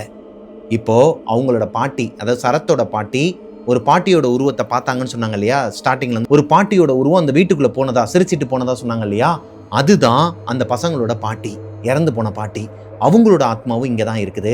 அவங்களோட அப்பா அம்மாவோட ஆத்மாவும் இங்கே தான் இருக்குது. இது போக வேற ஒருத்தவங்களோட ஆத்மாவும் இங்கே தான் இருக்குது. அது சரத்தோட பாட்டி வீட்டில் இல்லாதப்போ அன்னைக்கு ஒரு நாள் சரத்தோட அம்மாவும் சரத்தும் வந்து தூங்கிட்டு இருக்கும்போது விண்டோவில் வந்து ஒரு ஓவல் ஷேப்பில் வெள்ளை கலர் உருவத்தை பார்த்தார் இல்லையா, ஒரு துணி மாதிரியான உருவத்தை, அது கூட கிணத்துக்குள்ளே இறங்கி போச்சே, அந்த ஆத்மாவும் யாருங்கிறது தெரியலைங்க. இப்போ இந்த வீட்டில் இதுக்கு மேலே இருக்கக்கூடாதுன்னு சொல்லிட்டு சரத்தோட ஆள் மனசில் தோணுதுங்க. அவருக்கு இந்த மாதிரி எதனா ஒரு விஷயம் தோணுச்சு அப்படின்னா அது அந்த சிவனே அவர்கிட்ட சொல்கிற மாதிரி அவர் எடுத்துப்பாராம். அப்படி இருக்கும் பட்சத்தில் கரெக்டான நேரம் பார்த்துட்டு இருக்கும்போது கரெக்டாக அந்த ஏரியாவில் தண்ணி பிரச்சனை வருது. தண்ணி பிரச்சனை வரும்போது பின்னாடி இருக்கிற கிணறுமே ஃபுல்லாகவே வற்றி போச்சு. இதுக்கு மேலே பொறுத்துக்கிட்டு இந்த பேய் வீட்டில், அதுவும் தண்ணி பிரச்சனையோட இந்த ஓனர்கிட்ட மாரடிச்சுக்கிட்டு இருக்கக்கூடாதுன்னு சொல்லிட்டு வீடை காலி பண்ணிடுறாங்க. அந்த ஏரியாலேருந்து ஒரு 2 ஏரியா தள்ளி, அதே ஏரியா தான், ஒரு 2 ஸ்ட்ரீட் தள்ளி வேற ஒரு வீட்டுக்கு போயிடுறாங்க வாடகைக்கு. இவங்க அந்த வீட்டை காலி பண்ணிட்டு வந்ததுக்கு அப்புறமா இந்த பக்கத்து வீட்டில் குழந்தைங்க இருந்தாங்க இல்லையா, அவங்களுமே அந்த வீடை காலி பண்ணிட்டாங்களாம். அவங்கள தொடர்ந்து ஒரு 6 மாசத்துக்கு கீழ் வீட்டில் இருக்கிற குடும்பம் மட்டும் இருந்திருக்கிறாங்க. அந்த கீழ் வீட்டில் இருக்கிற குடும்பம் அடிக்கடி கோவிலுக்கு போகிறது, தர்காவுக்கு போகிறதுன்னு சொல்லிட்டு இருந்துக்கிட்டே இருப்பாங்களாங்க. அது போக அவங்களாலையும் ஏதோ ஒரு விஷயத்தை உணர முடிஞ்சிருக்குது. அவங்களுக்கு ஏதோ ஒரு டிஸ்டர்பன்ஸ் வந்திருக்குங்கிற காரணத்தினால அவங்களும் அந்த வீட்டை காலி பண்ணிட்டு போயிட்டாங்க. இப்போ கீழ் போர்ஷன், மேலே இருக்கிற 2 போர்ஷனுமே காலியாக தான் இருக்குது. இந்த வீட்டுக்கு அப்படியே ஆப்போசிட்டில் ஒரு பைக் மெக்கானிக் ஷாப் இருக்குமாங்க. அங்கே தான் எப்பயுமே இந்த சரத் வந்து கொடுப்பாராம். தெரிஞ்ச அண்ணன் தானா அவரோட குடும்பத்தோட ஆப்போசிட்டில் எல்லா வீடுமே காலியாக இருக்குது. கீழ் போர்ஷன் வந்து ரொம்ப கம்மியான வாடகைக்கும் கொடுத்துருக்காங்க காலி பண்ணி போனதுக்கப்புறமா. அப்போ ஓனருக்குமே இந்த விஷயம் தெரிஞ்சிருந்துருக்குதுங்க. அவர் சொல்லாமல் எல்லாருக்கும் வாடகைக்கு விட்டுட்டு இருந்திருக்கிறாரு. இப்போ இந்த மெக்கானிக் என்ன பண்ணுறாருன்னா, ஆப்போசிட்லேயே வீடு பிடிச்சிடலாம், குடும்பத்தோட இங்கே வந்துடலாம், அப்போ நமக்கு வீட்டுக்கு பக்கத்துலேயே இருக்குன்னு சொல்லிட்டு அவரோட குடும்பத்தில் அவங்களோட ஒய்ஃபு, அவங்களோட குழந்தைங்க எல்லாருமே கூப்பிட்டு அந்த வீட்டுக்கு வாடகைக்கு வந்துடுறாருங்க. வந்து 1 மாதம் கூட ஆகலை. ஒரு நாள் பின்னாடி மோட்டர் ரிப்பேராக இருக்குன்னு சொல்லிட்டு ரிப்பேர் பண்ணலான்னு சொல்லிட்டு போனவர் ஷாக் அடித்து இறந்துட்டாராங்க. அவர் இறந்ததுக்கப்புறமா அந்த ஏரியாவில் இருக்கிறவங்க எல்லாருமே இந்த வீட்டை வந்து ஒரு மாதிரி பார்க்க ஆரம்பிச்சிருக்கிறாங்க. இந்த வீட்டில் ஏதோ ஒரு அமானுஷம் இருக்குது, ஆத்மா இருக்குது, பேய் இருக்குது. இந்த வீட்டில் அடுத்தடுத்து வரவங்க எல்லாருமே ஒவ்வொருத்தரும் இறக்க ஆரம்பிச்சிருக்கிறாங்க. லைக் ரொம்ப உடம்பு முடியாமல் போகிறது, இல்லை ரொம்ப ஒரு மாதிரி நொந்து போய் தான் அந்த வீட்டை விட்டு போகிறதுன்னு சொல்லிட்டு ஏகப்பட்ட விஷயங்களை அக்கம் பக்கத்தில் இருக்கிறவங்க எல்லாருமே தெரிஞ்சுக்கிறாங்க. இப்போ வரைக்குமே அந்த வீடுகளில் யாருமே இல்லையாங்க. ஒரு மாதிரி பூட்டி போட்டு மெயின்டெனன்ஸ் இல்லாமல், நான் ஸ்டார்டிங்கில் சொன்னேன் இல்லையா, அந்த மாதிரி இலைங்கெல்லாம் கொடிங்கெல்லாம் வளர்ந்து ரொம்ப ஒரு மாதிரி க்ரீப்பியான ஹாரர் பங்களா மாதிரி தான் இருக்குதாங்க. இந்த வீட்டை சுற்றி இருக்கிற எல்லாருக்குமே தெரியுமா, அது போக அந்த ஏரியாவில் யார்கிட்ட போய் கேட்டான்னு சொல்லுவாங்களாம் இது ஒரு பேய் வீடுன்னு. ஏன்னா நைட்டு ஒரு 10 மணிக்கு மேலே இந்த வீட்டுக்குள்ளேருந்து அழுகிற சத்தம் கேட்குமா, ஒரு மாதிரி வினோதமான அமானுஷமான சத்தங்கள்லாம் நிறையா கேட்குமாங்க. யாரோ ஒருத்தவங்க உள்ளே உட்காந்து கத்துறது, ஒரு மாதிரி அலறது, இந்த மாதிரியான நிறைய சத்தங்கள்லாம் கேட்குமா. அதனாலே அந்த ஏரியாவில் இருக்கிறவங்க எல்லாருமே இந்த வீட்டு பக்கத்தில் போகிறது கூட பயப்படுவாங்களாம். அதாவது காலியான இடம் தானே, பைக்கை வெளியே பார்க் பண்ணி வச்சுக்கலாம், இல்லை காரை பார்க் பண்ணி வச்சுக்கலாம்னு சொல்லிட்டு யாருமே நினைக்க மாட்டாங்களாம். நம்ம ரேண்டமாக யோசித்து பாருங்களேன். இப்போ நான்லாம் வெளியே போகும்போது எதனா ஒரு ஏரியா, தெரியாத ஏரியாவுக்கு போகும்போது காரை கொண்டு போயிட்டு சரி இந்த இடம் தான் காலியாக இருக்குதுன்னு சொல்லிட்டு நம்ம பார்க் பண்ணிட்டு போவோம். அப்படி கூட அந்த ஏரியாவில் இருக்கிறவங்க யாரையுமே பார்க் பண்ண விட மாட்டாங்களாம். யாருன்னா ஒருத்தவங்க போயிட்டு காரையோ இல்லை பைக்கையோ பார்க் பண்ண போனாங்கன்னா, தம்பி இங்கெல்லாம் பண்ணாதீங்கப்பா, இது ஒரு மாதிரியான இடம்னு சொல்லிட்டு பயமுறுத்தி அனுப்பி விட்ருவாங்களாங்க. சரத்தும் அவங்களோட ஃபேமிலியும் இந்த வீடை காலி பண்ணிட்டு போனதுக்கப்புறமா அவங்களுக்கு நல்லபடியாக தாங்க போயிட்டு இருந்திருக்குது. எந்த ஒரு அமானுஷமோ எந்த ஒரு கருப்புருவத்தையும் அவங்க அம்மாவோ பாட்டியோ இவங்களோ யாருமே பார்க்கலங்க. கொஞ்சம் வருஷங்கள் கழியுது, சரத்துக்கு கல்யாணமும் ஆயிடுது. சரத் மணலிங்கிற ஒரு ஏரியால சொந்த வீடு கட்டிட்டாராங்க. இப்போ அவரோட ஃபேமிலியோட அந்த சொந்த வீட்டில் தான் இருக்கிறாரு. சரத்தோட பெஸ்ட் ஃப்ரெண்ட் ஒருத்தர் இருக்கிறாராங்க. அவருக்கு கல்யாணங்கிற பட்சத்தில் அந்த ஏரியால அவர் பத்திரிக்கை வைக்கிறதுக்காக அவர் கூட போயிருக்கிறாரு. எதர்ச்சியாக அந்த வீட்டுக்கு பக்கத்திலேயே ஒரு ஏரியாவில் போயிட்டு பத்திரிக்கை வச்சுட்டு இருக்கும்போது நம்ம ஸ்டார்டிங்கில் பார்த்த மாதிரி சரத் அந்த வீட்டை பார்த்ததும் அவர் அறியாமலே அங்கே போய் நின்றுக்கிறாரு. அவரோட கண்ணுக்கு 2 கருப்பு உருவம் தெரிஞ்சிருக்குது. அது போக உள்ள வாவான்னு வேற கூப்பிட்டுருக்குது. அவர் போகலைங்க. அவரோட ஃப்ரெண்டு வந்து அவரை காப்பாற்றிட்டாரு. இவருக்கு தெரிஞ்ச அந்த விஷுவல்ஸ் உண்மையா இல்லை ஆல்ரெடி இந்த வீட்டில் இவருக்கு ஏகப்பட்ட அமானுஷங்கள் நடந்திருக்க காரணத்தினால அது ஒரு பிரம்மையா இவராகவே கற்பனை பண்ணிக்கிட்டாராங்கிறது சரத்துக்கு தெரியாதான். ஆனால் அந்த ஏரியாவில் இருக்கிறவங்க எல்லாருமே சொல்கிறத வச்சு பார்க்கும்போது அந்த வீட்டில் ஏகப்பட்ட ஆத்மாக்கள் சுற்றிட்டு இருக்குங்கிறது நிசப்தமான உண்மையாங்க.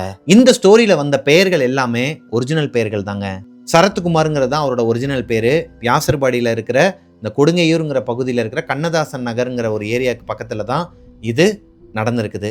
அவர் படித்த காலேஜோட நேமையுமே நான் நடுவில் மென்ஷன் பண்ணியிருப்பேன். திருத்தங்கல் நாடார் காலேஜ்னு சொல்லிட்டு சொன்னார். எல்லாத்தையுமே சொல்லிட்டேங்க. இந்த ஸ்டோரி உங்களுக்கு பிடிச்சிருக்குன்னு நம்புகிறேன். பிடிச்சிருந்துச்சுன்னா லைக் பண்ணிடுங்க. ஆக்சுவலி இவருக்கு கேரளாவில் நடந்த ஒரு அமானுஷ சம்பவமும் இருக்குதான். அதையுமே எனக்கு வந்து வாய்ஸ் நோட்டாக போட்டு விட்றேன்னு சொல்லியிருக்கிறாரு. அங்கே இதை விட பெரிய ஒரு அமானுஷத்தில் அவங்க மாட்டிக்கிட்டு அங்கேருந்து உயிர் பிழைச்சதே கஷ்டம் பிரதர் அப்படிங்கிற மாதிரி சொல்லியிருந்தாரு. அது என்னங்கிறத நம்ம பார்ட் 2ல் பார்க்கலாம். ஸோ இந்த பார்ட் 1 உங்களுக்கு பிடிச்சிருக்குன்னு நம்புகிறேன். பிடிச்சிருந்துச்சுன்னா லைக் பண்ணிடுங்க. நான் ஸ்டார்டிங்கில் சொன்னேன் பார்த்தீங்களா, தலைக்கு பக்கத்தில் வந்து தண்ணி வச்சுட்டு தூங்கக்கூடாதுன்னு. அது எதனாலன்னு பார்த்தீங்கன்னா, நம்மளோட முன்னோர்கள் இறந்து போனவங்களாம் இருக்கிறாங்க இல்லையா, அவங்களோட ஆத்மாக்கள்லாம் நம்ம கூட கம்யூனிகேட் பண்ணுறதுக்கு ஒரு விஷயமா அமையுங்க. அது சொம்பு தண்ணியவோ இல்லை வாட்டர் கேனையோ பக்கத்தில் வந்து முழுசாக அதை முழுக்க முழுக்க பிடிச்சி வச்சுட்டு படுத்திருந்தோம் அப்படின்னா, நல்லா நீங்கள் ட்ரை பண்ணி பாருங்கள் இந்த விஷயத்த. இன்றைக்கி நீங்கள் தூங்க போகிறீங்க, இந்த கதையை கேட்டுட்டு தூங்க போகிறீங்க அப்படின்னா ஒரு சொம்பு தண்ணி எடுத்துக்கோங்க. சொம்புலேயே எடுங்களேன், வாட்டர் கேனை விட ஒரு சொம்பு தண்ணி எடுத்து உங்களோட தலைமாட்டில் டீப்பாய் மேலே வச்சுட்டு பேசாமல் படுத்து தூங்குங்க. உங்களுக்கு ரொம்ப நெருக்கமான ஒருத்தவங்க இறந்து போயிருப்பாங்க இல்லையா, அவங்க உங்களோட ட்ரீமில் வருவாங்க, உங்கள் கனவுல வருவாங்க, சில விஷயங்கள்லாம் கம்யூனிகேட் பண்ணுவாங்க. நீங்களும் அவங்க கூட பேசலாம். ட்ரை பண்ணி பார்த்துட்டு கீழே கமெண்ட்டில் சொல்லுங்கள்.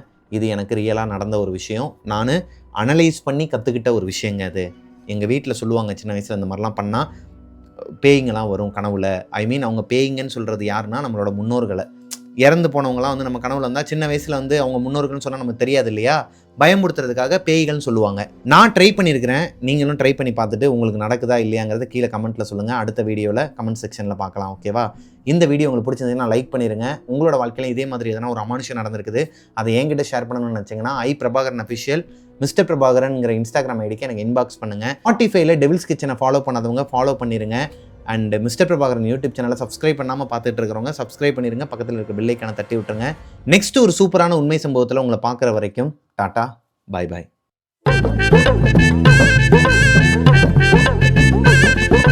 ஹலோ கோஸ்டீஸ், கமெண்ட் செக்ஷனுக்கு உங்கள் எல்லாரையுமே வரவேற்கிறேன். போன தடவை வந்துட்டு நிறைய கமெண்ட்ஸ்லாம் நான் எடுத்து வச்சுருந்தேன். ஆனால் அதை படித்து சொல்கிறதுக்கு எனக்கு டைம் இல்லைன்னு சொல்ல முடியாதுங்க.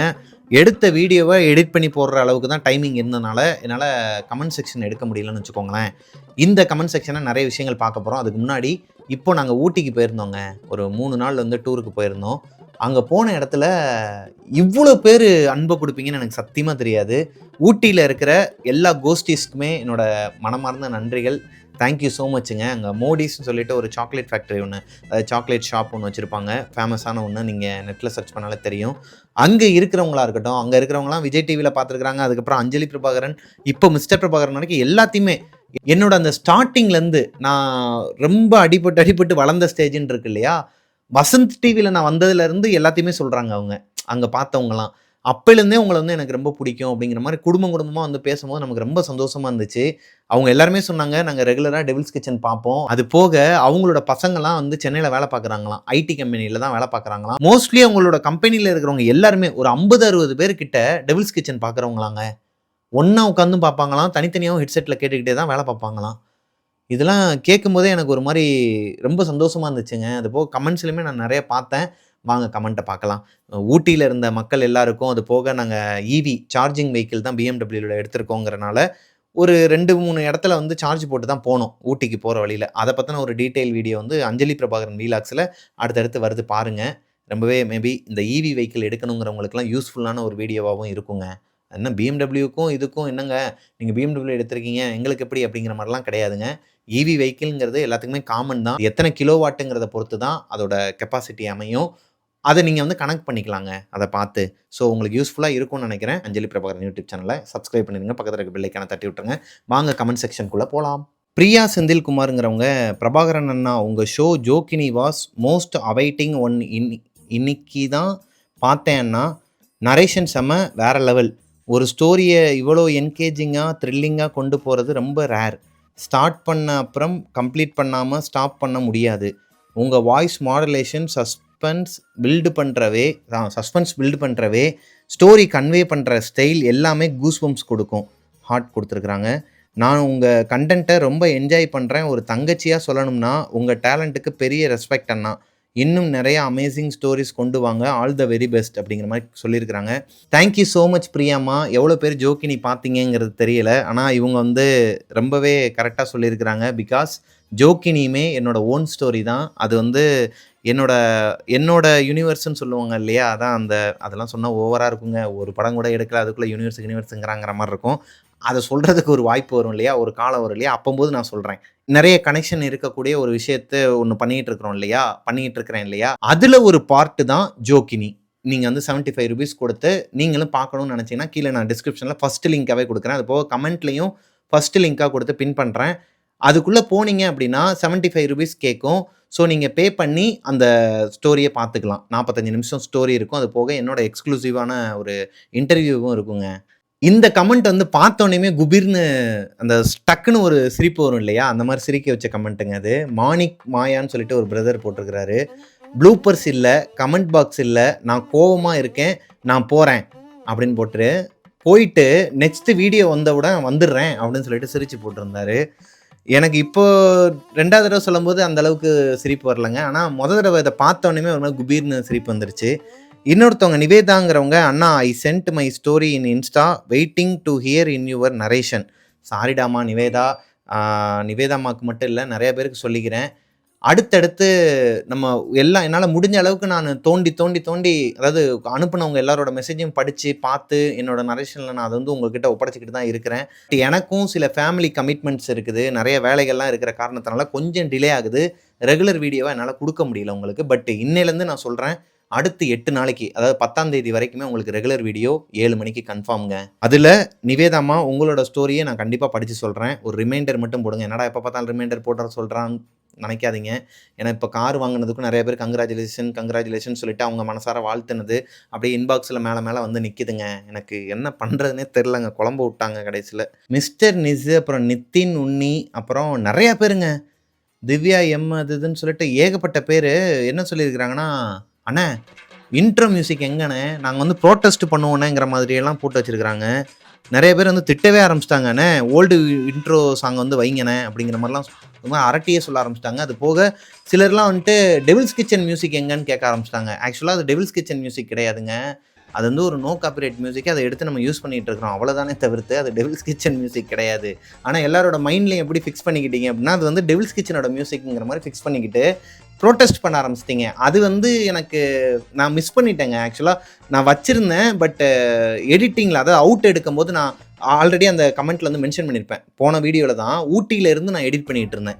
நாங்கள் ஃபுல்லாக பகலில் சுற்றி பார்த்துட்டு நைட்டு ஒரு 11 மணிக்கு உட்காந்து எடிட் பண்ணேன்னு வச்சுக்கோங்களேன். 9 மணிக்கெலாம் ரூம் கொண்டோம், கொஞ்சம் சில் பண்ணிவிட்டு அப்படியே ஜாலியாக படுத்து தூங்க போகிற நேரத்தில் ஒரு 11 மணிக்கு எனக்காக தோணுச்சு, சரி ஒரு 3 மணி நேரம் உட்காருவோமே. நம்ம கோஸ்டிஸ் வந்து ஆல்ரெடி நம்ம ஒரு நாள் வந்து விட்டுட்டோம் டைமை.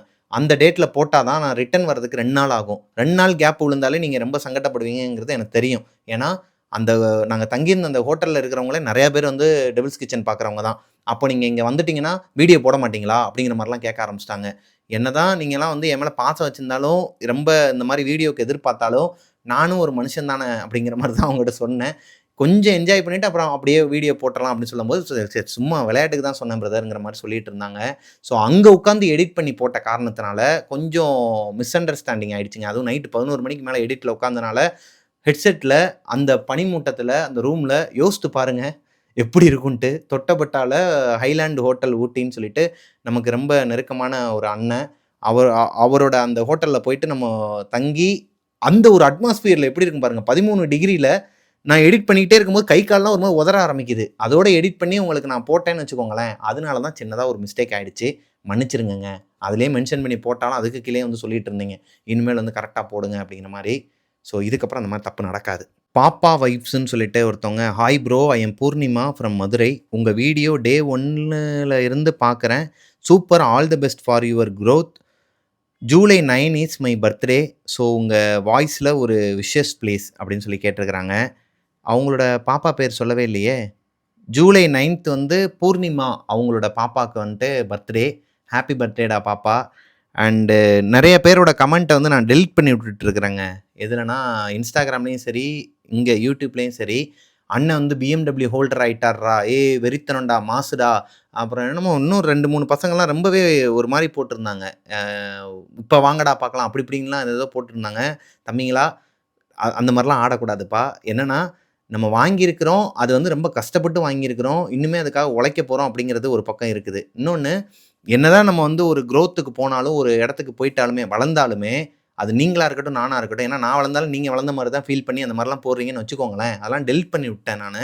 நீங்களே மேபி கன்ஃப்யூஷன்ல இருக்கலாம். என்னடா இது அண்ணனுக்கு நல்லா தானே போட்டோம். அண்ணன் எதுக்குடா டெலீட் பண்ணி விட்டாருன்னு சொல்லிட்டு உங்களுக்கே இருக்கலாம்.